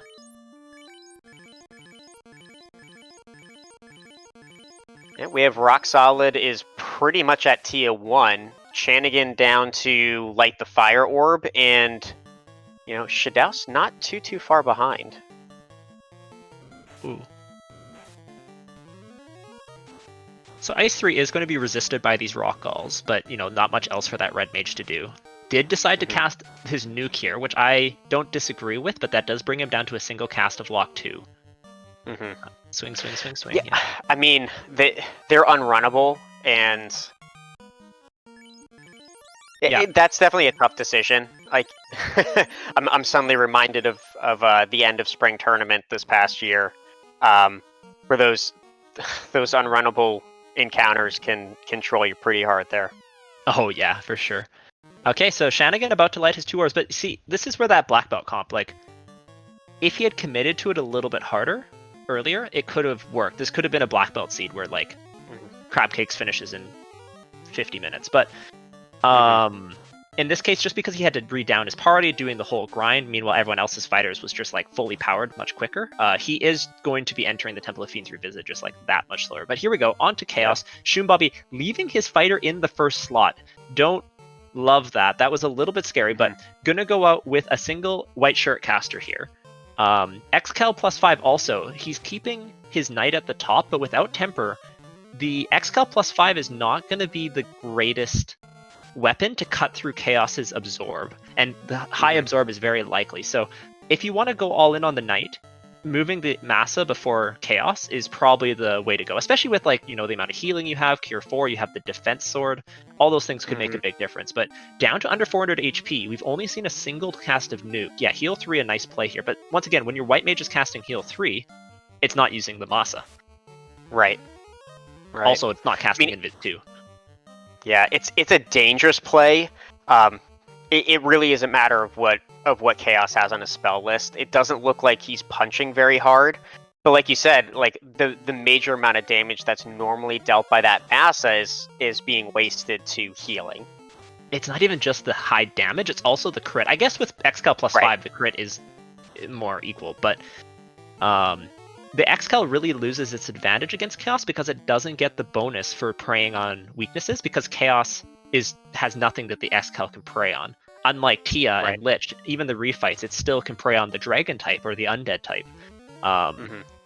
Also, that defense sword, right? You really wanted to get that Knight's Evasion up, but it was on the Red Mage. So this fight is going okay, but it could have been a lot faster, and it also could have been a little bit safer if, just with a few changes. Like this Black Mage could be dead right now and be doing a lot more than you having to heal your Knight every single turn. Yeah. Yeah, I mean, at the moment, I don't want to say anything, but it looks okay.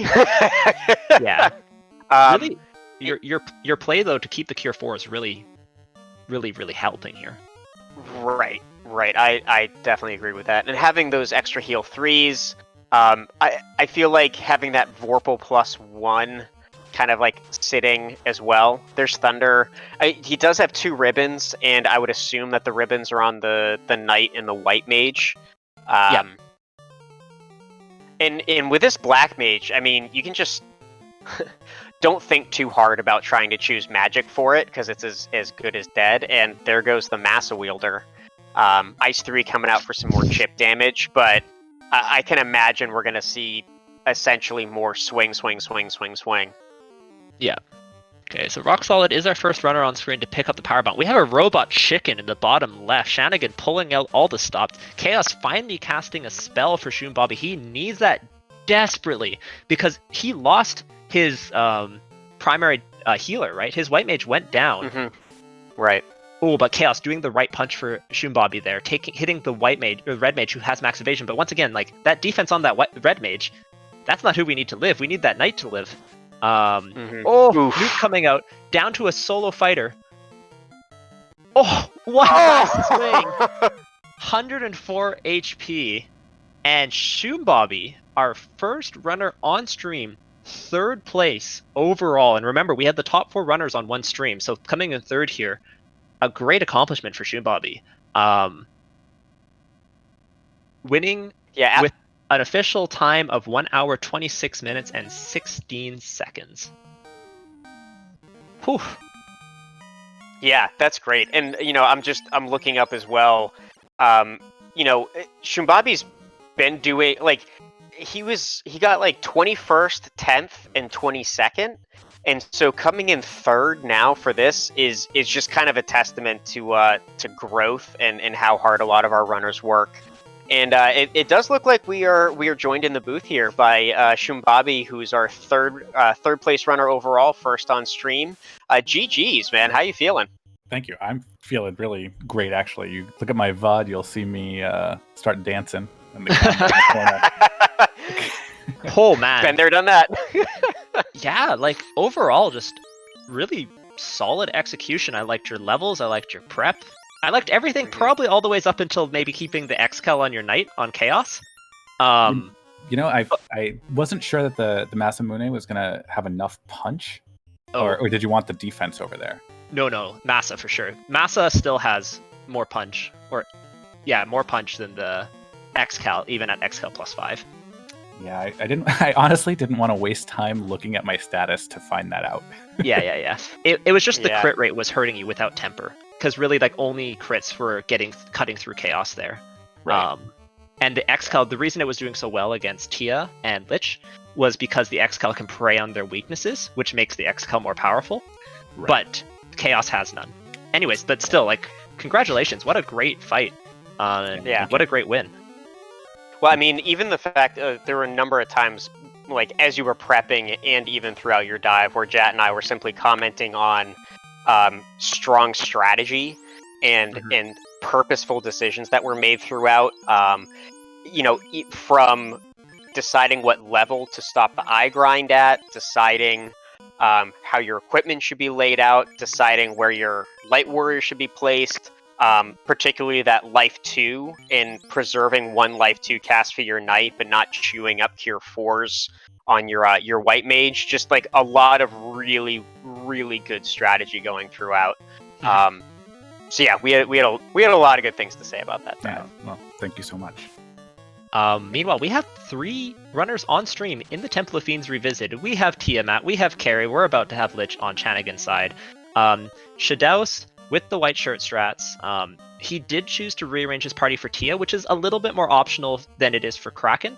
But I like the play. At least moving the knight into like the second slot, for example, is good to just save a little bit of healing.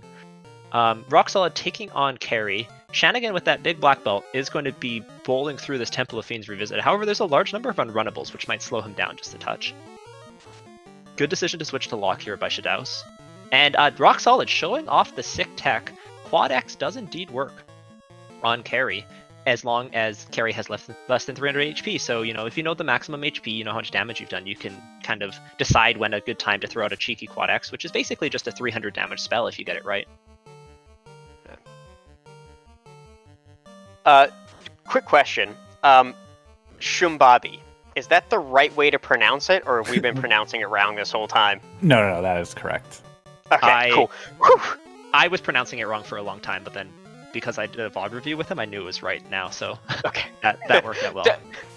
Yeah, I did a VOD with Shadaus, and that's the only reason I know how to say his name. It's Shadaus, not Shadows. Yeah. Exactly. So as I said before, my name's Jat. I'm joined here in the booth by DVS on Randomania 1, and we are joined in the booth by Shumbabi as our first on-stream runner. Tracker tonight, AL Markin, and Demon Frog is our restreamer. As we're kind of approaching the end. Ooh, it looks like Shadaus took a wipe to... Yeah. What? Wait, what? He just got through... Yeah, was that on... What happened? Tier 2. Tier 2 just punched everybody. Didn't have a max evade up. Yeah. So, underutilization of the defense sword there, perhaps. Yeah. So I do want to ask Shumbabi just what, because I know what would be going through my mind, but what was going through your mind when you hit that 40-minute mark and still hadn't found the floater and still had no access to a number of different dungeons? I mean, I was between going to Ordeals at that point, I think, and Earth. Because, I mean, there's only so many places I could go without Northern Docks, right? And I wasn't keen on making a volcano dive if I wasn't going to kill Carrie at the same time. Yep. And so I figured I'd gamble on Earth. Worst case scenario, I'll find a couple of decent items to equip along the way. But at the very least, if I had my rod from Sarda which was, I mean, didn't have it at that point, but I had a Ruby and a Sarda check. It seemed to make sense to go to that side of the world. So we have dueling. Sorry, just 1 second. We have dueling Krakens on screen, and it's getting sketchy already. Shanigan has lost his Black Mage. Bane comes out. Remember, Shanigan has no ribbons, and both of his life casters go down to that Bane, and then his Black Belt gets one punched. Holy smokes. Kraken not messing around. Also, rock solid 84. His party, remember how I was talking about 24, a very, very important level? His party's level 22. So he's just not quite got the damage, but really nice use of the defense sword here. This is something I wanted to see a little bit more of overall, was the defense sword on the primary melee damage dealer. So he is using that defense, and that can keep this knife alive, and that knight has life. But yeah, no, Shoe Bobby, that makes a lot of sense. I think your routing overall definitely checked out. I think you were one of the runners who went to Marsh before Crescent Lake, though, correct? Yes, and I did that because I was level 5, and I decided that, I mean, the odds of a floater being in Crescent Lake was too low for me to want to trek all the way over there and then be trapped having to dive ice instead of marsh. And I already had exit and warp, so it seemed like I could at least level up a bit in marsh before I went over to ice. Yeah, no, that makes a lot of sense. We had half the runners go that way, the other half went to Crescent Lake, and then only one of the runners did the Crescent Lake around to Elfland play, where you just like say, you know what, Volcano and Ice don't matter, I'm just going to check Crescent Lake for the incentive and then just keep on going to Elfland. So I think a lot of different options there. I think they all made a lot of sense. The one thing that I was super like confused about was just like no one wanted to turn in the Ruby. And usually when there's like Ship Canal Ruby, I'm like, I go straight to the Ruby. But it turned out to not be a big issue in this seed, because the Ruby kind of led to nothing that was actually that important until much later in the seed. Well, I mean, it did lead to the rod, which leads to the floater eventually at that point. If you make the Earth Fly. You didn't need the rod to get the floater, but yeah. Oh no, okay, so Demon Frog pointing out that Rock Solid did all the right plays in Topher, but he missed a critical step of his Topher prep, which is to get Life 2 on that night. So he had fully defensed up, everything looking good, but then he did not, unfortunately, buy Life 2 on that night, and that's just like a critical spell. Yeah. Yeah, and the other, I think the other thing that kind of put you in a great place to finish up where you did was finding that eye tile in Topher Locked. You're the only of our on-stream runners to have checked that particular tile, and we were talking about, the fact where your party comp was, taking an entire party up to, I don't remember exactly 12, what level. 13, yeah. Well, doing that first to like kind of get to that minimum level to start your exploration, and then to come back pre-Topher dive and get up to that mid 20 point to get your extra swings and to really be confident in your Topher dive, were very, very smart plays.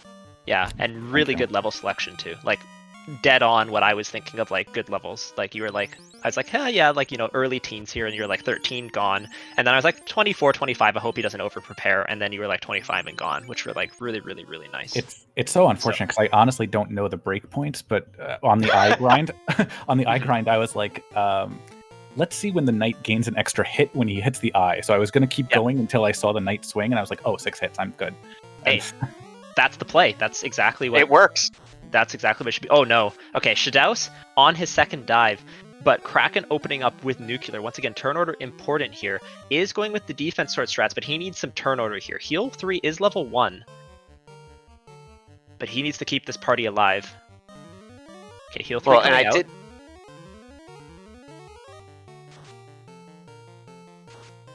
Oh no, wow, this Kraken is nasty. This is still winnable. Next turn, he has to go for Cure 4 on his Knight. Yeah. Turn order? Oh my god. Wow. Exact amount. Yeah, I don't... Yeah, wow. I was going to say, I don't think there's anything that White Mage can do. Though I did realize that there is Ruse at level 2. So as nice as that defense sword is, for most of our runners, save probably Chanigan, you know, you could just pick up those extra ruse casts, especially for a nasty Kraken. But this Kraken can punch, and it has some pretty hefty spells and abilities. So it's really, like, at this point, which is I'm really bad at figuring this stuff out, but it seems like levels is really the thing that these guys need to get past that Kraken. Levels, or you just go full speed and power. I think you can be going like Invis 2 on your white mage, and then go like nuke with your black mage, fast with your red mage, and swing with your knight with the Masa, and just try and kill Kraken before it kills you is probably the play if you're going to continue to dive at these levels. Because I think getting against Kraken, a lot of the time you stack evasion and then you're safe, but Kraken with first spell nuke, first skill nuclear, there's just no safe option other than kill it before it kills you, and it will kill you in like 5 turns. Yep. Like guaranteed, your whole party is dead in 5 turns. So yeah, so Chanigan going with the speed and power strats this time. Oh, also this has Bane too, right? Because that's what killed Chanigan's party. Ooh, that black belt doing absolutely nothing.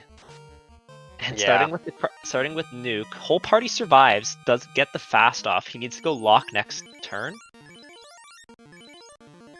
Oh, he misclicked. Yeah, oh no. Yeah, even though that black belt's still up. Oof, and the slow 2 hits. Yeah, this Kraken has no HP. Like, well, it has some HP, but it has pretty close to vanilla HP. It has like 1,000 HP.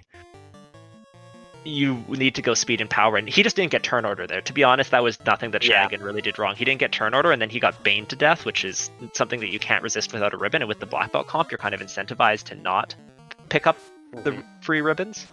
But, yeah, ouch. Does he doesn't have the defense sword either. This is going to be he has the white shirt, but yeah. No it's healing. Gonna be close. He can't afford to white shirt for 6 turns. He's just going to get like spelled down or punched down. Yeah, this is unfortunate. So, Shumbobby, for your knowledge, as soon as Chanigan had already cleared Earth, so he found the second loose. So he go-moded the rest of Earth after finding the loose floater or crystal, which means he skipped like the magical mystical room of treasures in the top right of Earth, which had everything. Yep, and that's my biggest fear running the loose set, right, is making that determination. Do I still want to check more? Like I wound up in the armory just because I wanted to see if there was a better trap tile than the single eye. What? It doesn't exist.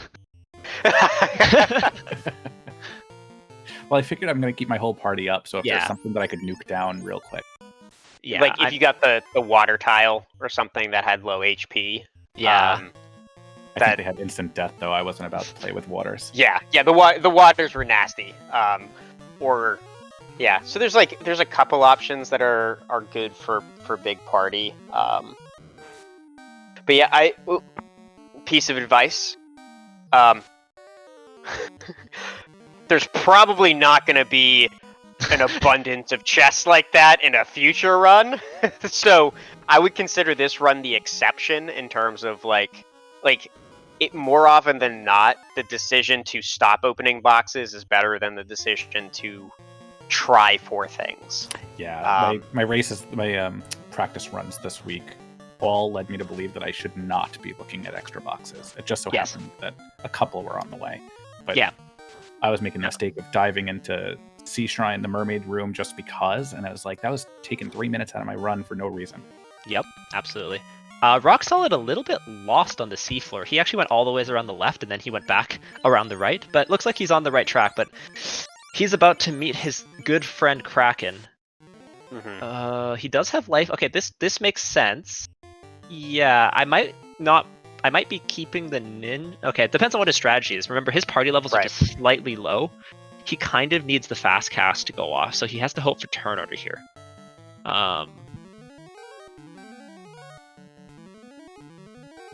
His 2. I don't know if he saw the Bane in a power. Yeah, you can't waste the power bond turn. No, the power bunk turn is okay, I think. He just needs turn order next turn. His knight's gonna do tons of damage. Block. Yeah, is a good that's decision. true. Luck too. Nice. Yeah. This is good, but he really needs turn order because remember, we know that's nuclear. Okay. Good. So Chanagan is totally reevaluating life right now, trying to determine how he's going to get through this Temple of Fiends Revisited. The answer, unfortunately, for him is a ribbon, which is like the one thing you can't just spend more time finding. That nuke was a little bit nasty. Oh, he's got a ribbon? Okay. Cure 4 coming out. Nuclear coming out, though. Okay, this solo knight, though, he now does have life 2 on that knight. But he doesn't have enough evasion. Where was the defense sword when he needed it? Well, But, I mean, man. he did cast one round of ruse on that night, but didn't have enough. I mean, it was an unfortunate high roll on damage and happened to get the unfortunate number of hits. Yeah. I personally put that one down to bad RNG. Yeah. But it again shows like the difference between, like especially with Kraken 2, the balance between when do you use speed and power and when do you try to protect yourself. Also, his knight is 2 levels off of a 20 to 30% increase in damage. Yeah. Right? Yeah. So that makes a big difference here too. Okay, Shadows, on to the Gatekeeper. Every time Kraken's on the screen in all of his ugly glory, you gotta keep your eyes peeled because bad things are about to happen to some member of the party. Okay, turn order fast does get off. Swing gets off. Decent size hit. Knight lives a punch. Okay. Turn 2 nuke, I like it. Swing, cure 4. All checks out. Turn order nuclear, though. The knight goes down. Oh man, this Kraken, one mean person. I think the difference for you, Shadows, was that you just had a few extra levels, and because your Black Mage survived a turn to get nuke off, that was... Wait, is this nuclear? Kraken? I just saw bad things. Oh my... It was just bad. No, that was swing nuclear nuke, so it's still just nuclear, but oh man, this Kraken. Right. Well, and I think, kind of going back to the speed and power versus preparation, like if you have a punchy Kraken, then absolutely defense, Invis 2, lots of preparation. But when you have the Kraken that has both nasty spells and the punching, you kind of have to make a decision to go for one or the other. If you're going to defend against spells, you're going to need, well, first of all, the non-elemental nuke and nuclear. Like, this defense is levels. Yeah, you can't, like, it's literally the only way to do it. You go out and you get your levels, or you do a dive that's like you said, nuke, fast, swing, and then throw a cure 4 from your white mage onto your knight. Yep, I really like round that too. 1. Or heal 3. Or heal 3. Heal 3 is great too. Just because like, bad turn order, oh well, you heal up a full health party. Good turn order, that first nuke, you nullify half of its impact. So we'll see if Chanagan can make the changes that he needs. Again, especially since he went with an underleveled black belt party.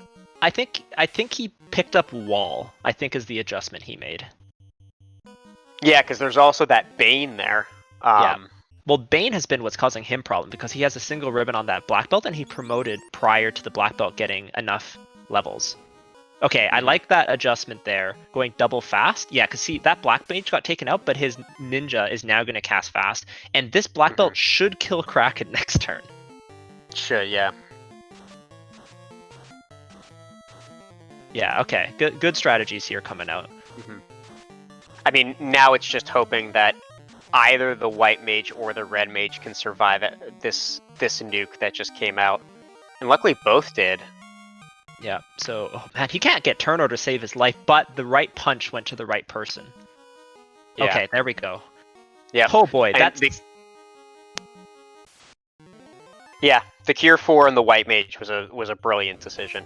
And then Absolutely. the second swing was incredibly unlucky. His first swing did like 300 damage. His second swing with the fasted black belt did like 200 because he didn't hit a single crit on 16 hits, which is just like not good luck. Right. So Shanigan Yeah. through to Tia, and as long as Tia doesn't have Zap or something, this is looking okay for him. Like Tiamat had very high absorb and a decent amount of HP, but that's where the black belt's going to do okay. Nuclear Right. Bane is where his party has more problems. Oh my god. Yeah. I just commentary to curse that so bad. Oh, his life caster just went down. Yeah.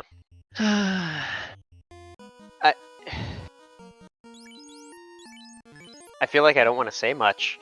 But yeah, okay, so there's that black belt pulling out some hefty damage. Couple good swings on Tia. Nuke coming out, really just focusing on the damage output. Oof. And so that puts down both of the life casters, just the black mage and the black belt, which honestly, he has a given fast caster. He has a fast caster. He has the ribbon.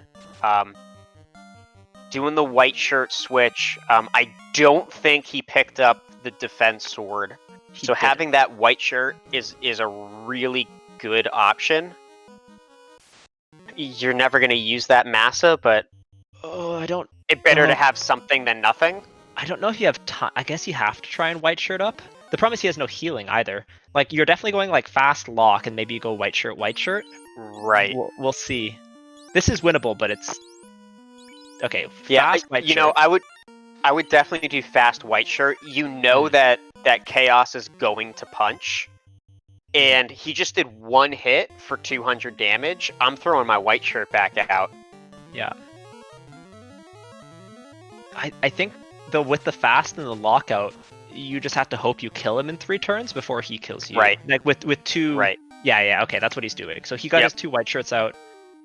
Because yeah, like these spells are just gonna kill you eventually. Oh yeah. Oh, heal pot strats, I like it. That's actually a good decision here. Meanwhile, Rock Solid on Kraken. Ice 2 is exactly what he needs. Keep those heal pots. I like this is the play here. Ink is exactly what he wants to see as well. And just keep swinging. Yeah, he's doing the damage. 2.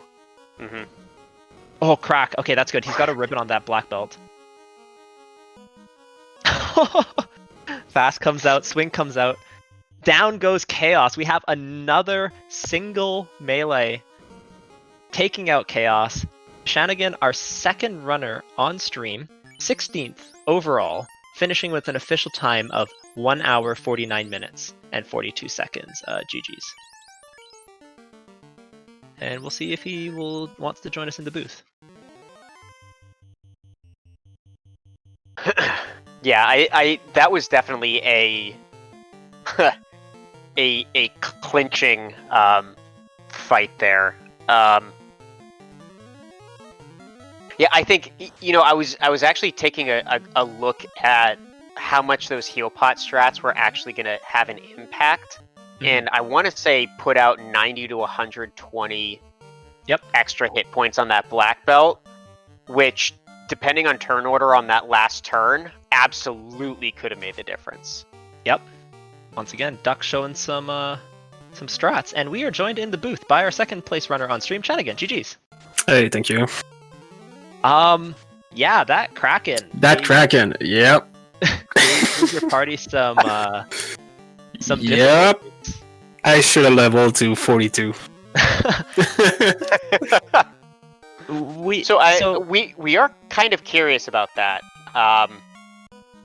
So I want you to walk through your decision of the Mudgalls in Ordeals and going down to Black Belt Black Mage and why you left Ordeals. I'm very curious about that particular moment. I don't know why. I really don't know. I have to rewatch this. I've made some dumb decisions during the seed. So my beginning was trash, and Yes. Actually, your beginning was okay. The big mistake we thought you made was just that you like did everything right. You're like, okay, I did my galls.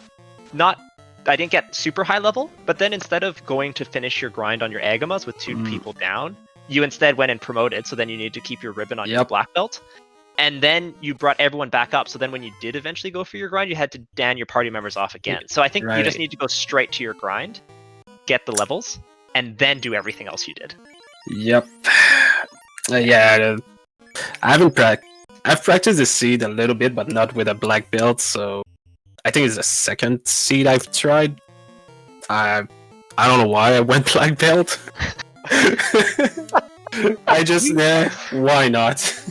And when I found Excal in Topher, I was like, well, do I re-roll or? No, that was a weird one. It could have been a pretty good black belt seed because you did hit go mode relatively quick. Oh, the other thing that was unfortunate for you that happened is you skipped the treasure trove in the top right of Earth 2 with a defense sword and a ribbon. Just because of the fact that you were already in go mode, whereas the other runners didn't know that they had both loose, and that was just like unfortunate routing luck for you. Yeah. Oh well. Rock Solid is on Chaos, and Shadows is right behind him.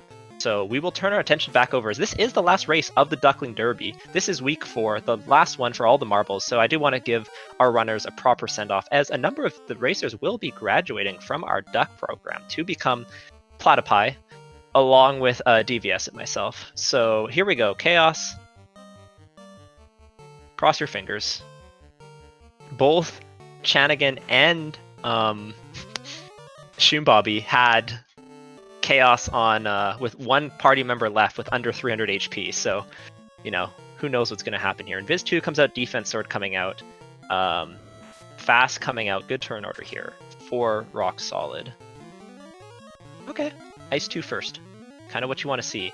Meanwhile, Shadow's kind of playing a war of attrition with this Tiamat. It's got a ton of absorb, but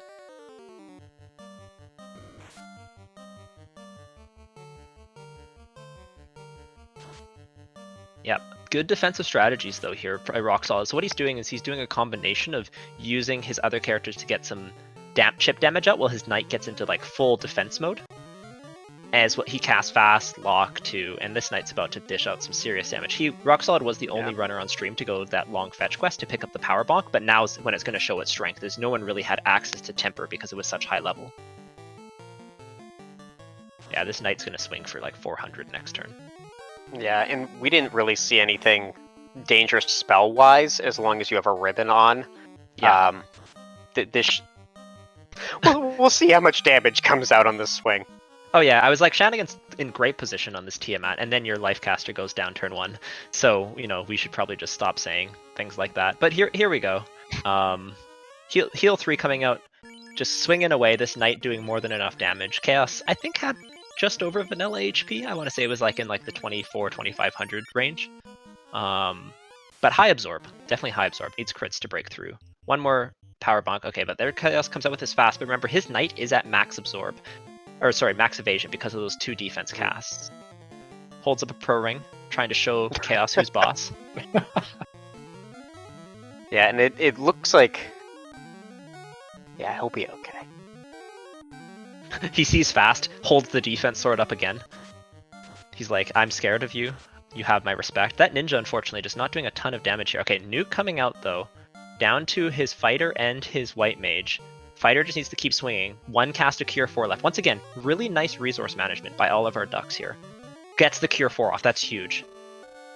Wow, right before the Thunder, but his knight on 500 HP, max evasion, 2 power bonks, Fast, 1 lock, 10 swings, 400 damage, 1 more punch, and this should do it. Chaos goes down? Down? Oh, he had a crit. There it goes.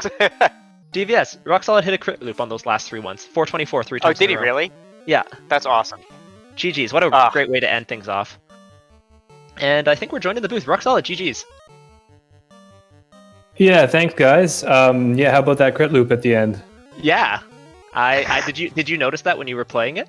I totally did, and I was very happy to see it. What a great way to end the Duck Derby on a crit loop for 424. Yeah, I was pretty tilted after getting wrecked by Kraken 3 times, so it's nice to see that Chaos didn't have too much. Yeah, Kraken was a very, very, very mean fiend in this particular run through. Let's turn our attention over to Shadows as he finishes off his last race of the Duck Derby as well. Going to keep swinging. Looks like, I think it's his Knight in slot 3 right there. So he's got lots of HP, evasion going up, swing coming out for, not too much damage. Once again, not having the power bonk is going to make this fight slower, but he's keeping his party at nice solid HP totals, which is going to make this fight take a little bit longer, but still be relatively safe. Swings coming out. Yeah, needs crits, but... Hey, that Vorpal. See that Vorpal hitting that nice crit right there, doing more damage than the Knight with the Masa. Vorpal, of course, the highest crit weapon in the game tied with the Katana, so it's really good against high evasion high absorb fiends like this particular Chaos is. Swings coming out, almost 200 damage once again by that Vorpal wielding Red Mage. Swings continue to come out. Yeah, Demon Frog, our restreamer tonight, pointing out that there's also a lot of evasion right now, which is causing some problems, because the Black Mage went out before he could get all his locks off. Okay, Chaos giving a quote-unquote turn off with fast. That's actually probably a good thing, and he gets his double heal 3s out. This is one of the nice things with this Rainbow comp, is he's got 2 healers. And that Red Mage doubling as a damage dealer as well. Now keep the heal 3s coming. Swings coming out.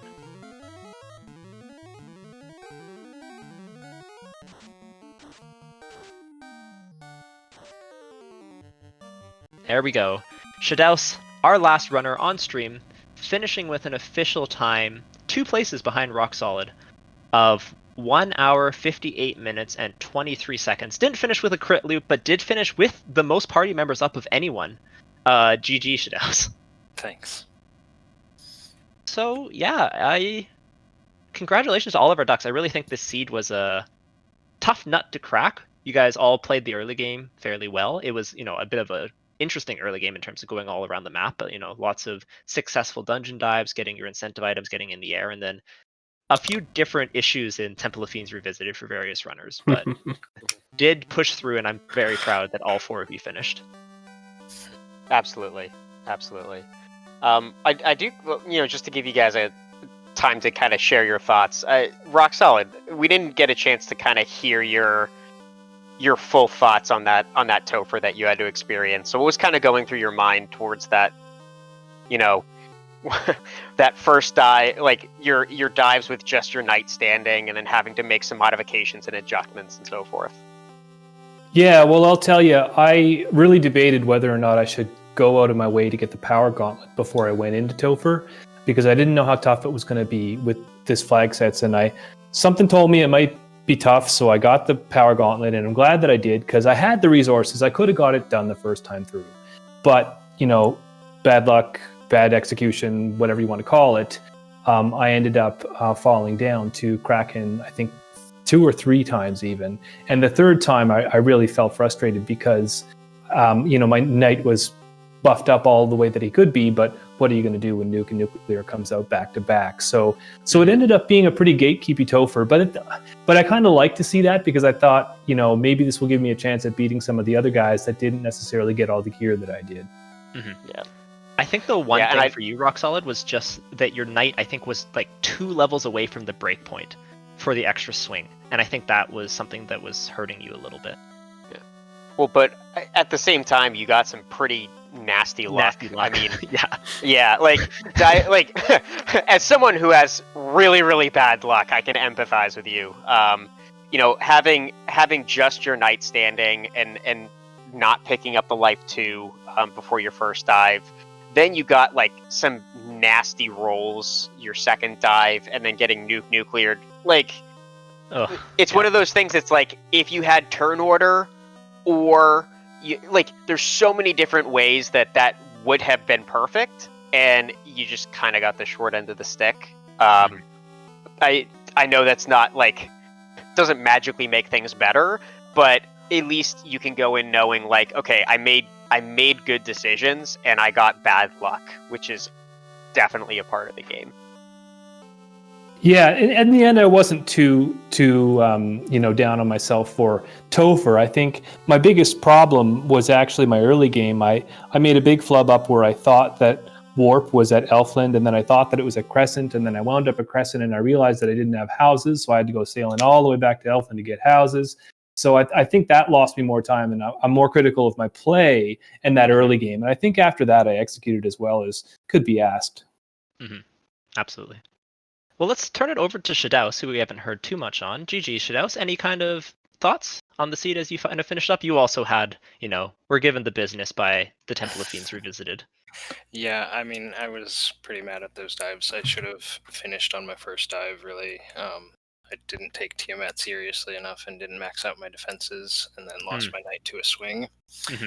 So Okay, so did you identify that as like bad luck or like something that no, it was Okay. absolutely my fault. I had plenty of time to max out defenses, but didn't feel like he was swinging that much, and then he just hit my knight for like 370 or something like that. Okay. And I had life 2 on him, so if I had gotten through with the knight, I could have finished easily, I think. But okay, cool, yeah. Fault. And then that was, after I'd gotten through Kraken without seeing the nuclear the first time, and then lost myself to Kraken like 2 or 3 times after that. So yeah, no, that's exactly the assessment I had as well. Was like nuclear is going to happen. You can't do much more about that unless you're going to get the levels. But that first one, you had that like just if you had grasped it, and I think that was probably on pace for like a top 5-ish finish. Yeah, I think I probably could have gotten 6th or 7th. But yeah. So that's okay. Yep. You took the right takeaway from it, and honestly, like I said, I've worked, whether I've done comms with you, tracked with you, or done VOD reviews or something with all the runners in this room, and I'm very, very happy with the performances here because like it really showed a lot of growth on everyone's side, and I hope everyone's happy with how the Duck Derby went for them. Yeah, no, I'm excited for the next time too. Yeah, this was a blast. Yep. Yeah, awesome. I'm kind of curious with all you guys. So a quick question, and then we'll go for final thoughts. But I do want to hear from each of you. Now that your Duck Derby's over, what's your sights for FFR after this? Are you taking a break? Is there a tournament you're looking for? Are you looking to get into Iron Gall? Like what's kind of next on the horizons for you? So we'll start with Shimbabi and kind of work our way through. So I'm definitely looking forward to the spring tournament. I think I'm gonna definitely. I think I played like 60 matches since Duck Derby started just to get my practice runs in. So I'm gonna take a little step back from that. But I'm curious about this double anti bingo thing, and I want to try some of the things that I really wouldn't have otherwise, because I'm finding that this last seed was so far out of my comfort zone, where I thought FFR was kind of this quick paced thing, and now it's like, oh no, there are 2-hour seeds, there are 3-hour seeds that I got to get into, but I got to figure out how to do that and manage life at the same time. Yeah, I think 3-hour seeds might be pushing it a little bit, but yeah, definitely. I think the spring tournament averaged about an hour 15 to an hour 45 for most seeds. So definitely a little bit longer than like the 30-40 minute free enterprise ones. Right. Yeah, as Ale points out, those sounds like our Nan seeds, so like our fun little seeds. So Chanigan, what's on the horizon for you? For sure, the Winter Dab tournament. I'm super excited for that tournament. Spring tournament too. Can't wait. I just can't wait to play more and place different seeds. Maybe Iron Goal. I think I did one race at some point. Had fun.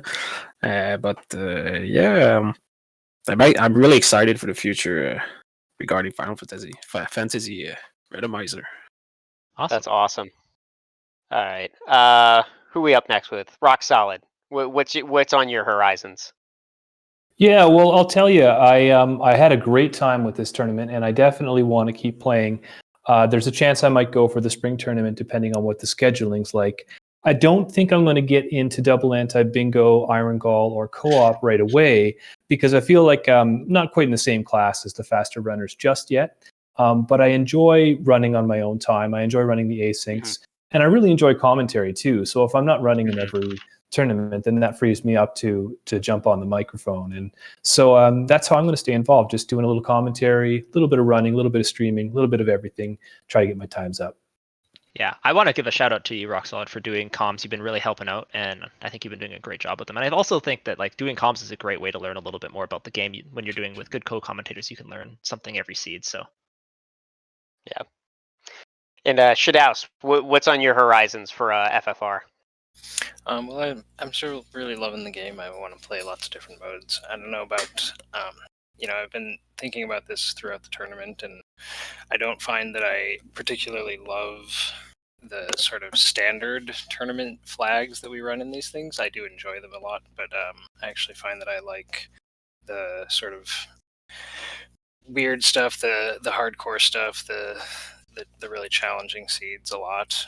So I'm definitely going to continue to play, and I've been playing in most of the Sunday races, which are the super hardcore stuff in my opinion, and so I'm going to keep playing that. And I like the weekly stuff too. Thursdays are always a fun time, so nice, That's awesome. awesome. I love how we get different answers from everyone.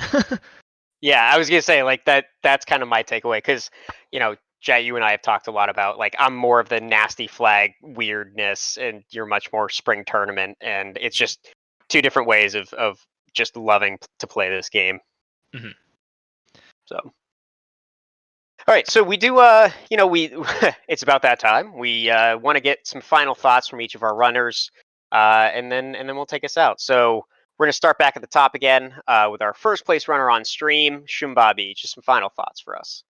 I just want to take the opportunity to thank everyone who got this together and continues to do the work to broadcast this and track and just everything. I mean, this is one of the most fun times I've had in a video game community in maybe ever. I was going to say in quite some time, but honestly, maybe ever. And learning all of this game and playing with all these new players. The Ducks have been a really great group of people to learn this with. I'm hoping that those relationships hold moving forward because I've had quite a few practice sessions with a lot of the same names, and it's starting to feel like a real, bond, for lack of a better word.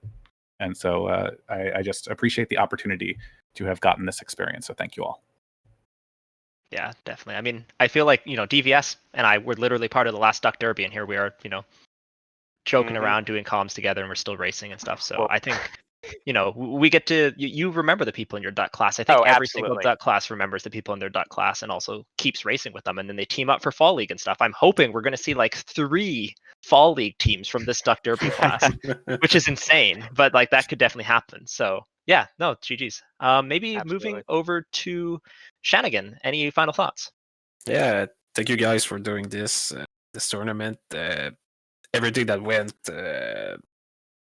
behind the scene, organizing this, just helping us Ducks with the weekly seeds, the reviews that you did, Jat, for different Duckling. These were super helpful. I can't wait to play more and to play with the other Ducks and any veteran too. Just having a blast. Awesome. Yeah, no, thanks a lot. Moving over to, I guess Rock Solid edged Shadaus by a mere minute, so we'll pass over to Rock Solid here. Yeah, well, I'll just echo the thanks that the others have given to you guys for putting this on for us. There's a lot of work that goes into putting together something like this, from Gregory Puff coming up each week with the challenge seeds for us. And yourself, Jad, I know you did a lot of testing with that, and actually that's how I got my start in getting more involved in this community, was just kind of hanging around in Jat's stream, and Jat was very kind of welcoming and said, hey, try this game, try tracking, try commentary, try everything. And I did. And there's so many others, even just restreamers working hard. There's 3 of them tonight. Demon Frog's the one on this stream, and it's just something you might not really necessarily know, but it takes a lot of people working together to do something like this, and we're all just doing it because we're having a blast. So thanks big time for including us in that. Awesome. I really appreciate that. Yeah, you were it was great, getting started and showing the game to people who enjoy it, and you clearly showed a passion, and now you're here. So GG's. And finally, Shadaus, any final thoughts? I mean, I think they said it all pretty much. It's a big project to put on a tournament like this, and I really appreciate all the work that went into it. And you guys do a really great job of sculpting these seeds to train us in ways that are helpful for a variety of applications. And I really look forward to continuing to play in all kinds of different formats. Yeah, and if anyone out there, who's watching this on this or any of our other 2-channel Speed Gaming and RPG Limit Break is interested in getting started, like, I think these are kind of testimonies to like how welcoming this community is for new runners getting started. There's so many resources, so many people who are willing to help. Not only like in this room with like Ale, myself, and DVS, but even beyond that, we've had people come out who have been in the community a long time, who've been in the community a short time, and even these runners right here in this booth, I'm sure would be more than willing to help someone get started, so that that way they can have just as great of an experience with Final Fantasy Randomizer as they had during this tournament. So yeah, I will give my very quick final thoughts. Thanks a lot to DVS for co-commentating with me. Thanks a lot to Ale for tracking, Demon Frog for restreaming, and it was honestly an absolute blast. I'm sad this Duck Derby's over, but I'm so happy with the group of ducks that have come out of it, and they've all been like so willing to learn, so willing to practice and train, and take constructive criticism, and also give it to each other, and it's been a blast. So I will pass it over actually quickly to Ale to say something, and then I'll pass over to DVS to close out this stream. So Ale, what do you want to say in here? He's been quiet but tracking away in the background. Yeah, I mean, I just wanted to say, on behalf of myself and all the other Duck Derby bosses out there, there's Caleb, there's Dark Moon, Greg, Jet, you're one of them, Sir Linkowatz, and Danny. The group of us, we've been trying really hard to put this thing together for all our ducks. And honestly, you four here, Rock Solid, Shumbabi, Shadalis, and Shanigan, it's you guys along with all your other ducks. You're the reason we do this. We want to make sure that new people who come into the community aren't just lost because, I mean, every time I blink, I feel like we have more flags and options on our randomizer page. And that just shows the level of interest and excitement we have for this game. And if it wasn't for you guys coming in and all the other new players out there wanting to learn, we wouldn't have a reason to do this. So I just want to thank you guys for, putting up with us for the, the number of weeks that we did the boot camp for, and for the number of weeks that we just did the Duck Derby for. And for anyone out there looking to join, just check us out in the summertime. We'll have another Duck Derby boot camp come up, another Duck Derby. Absolutely. Ailmark, and thank you very much. As we kind of alluded to, I still remember watching Ale do runs when I was a duck going, oh my gosh, how is he that fast?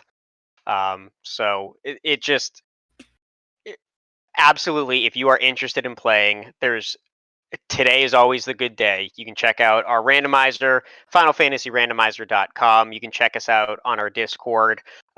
Jump into the new duck pond and ask any and every question. We will be more than happy to get you started and get you playing this awesome game.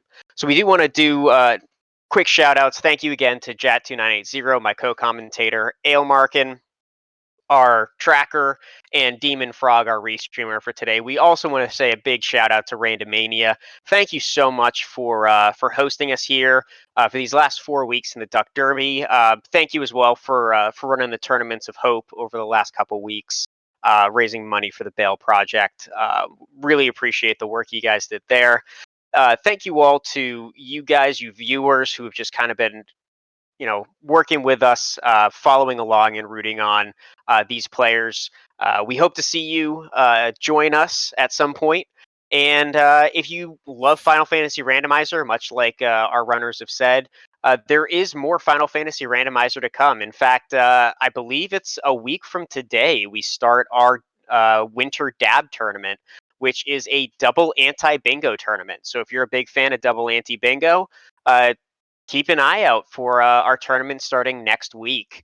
We also have our typical Iron Gall Hardcore on Saturday nights. We have our weekly races on Thursday, and spring tournament coming up in April. There's a lot going on.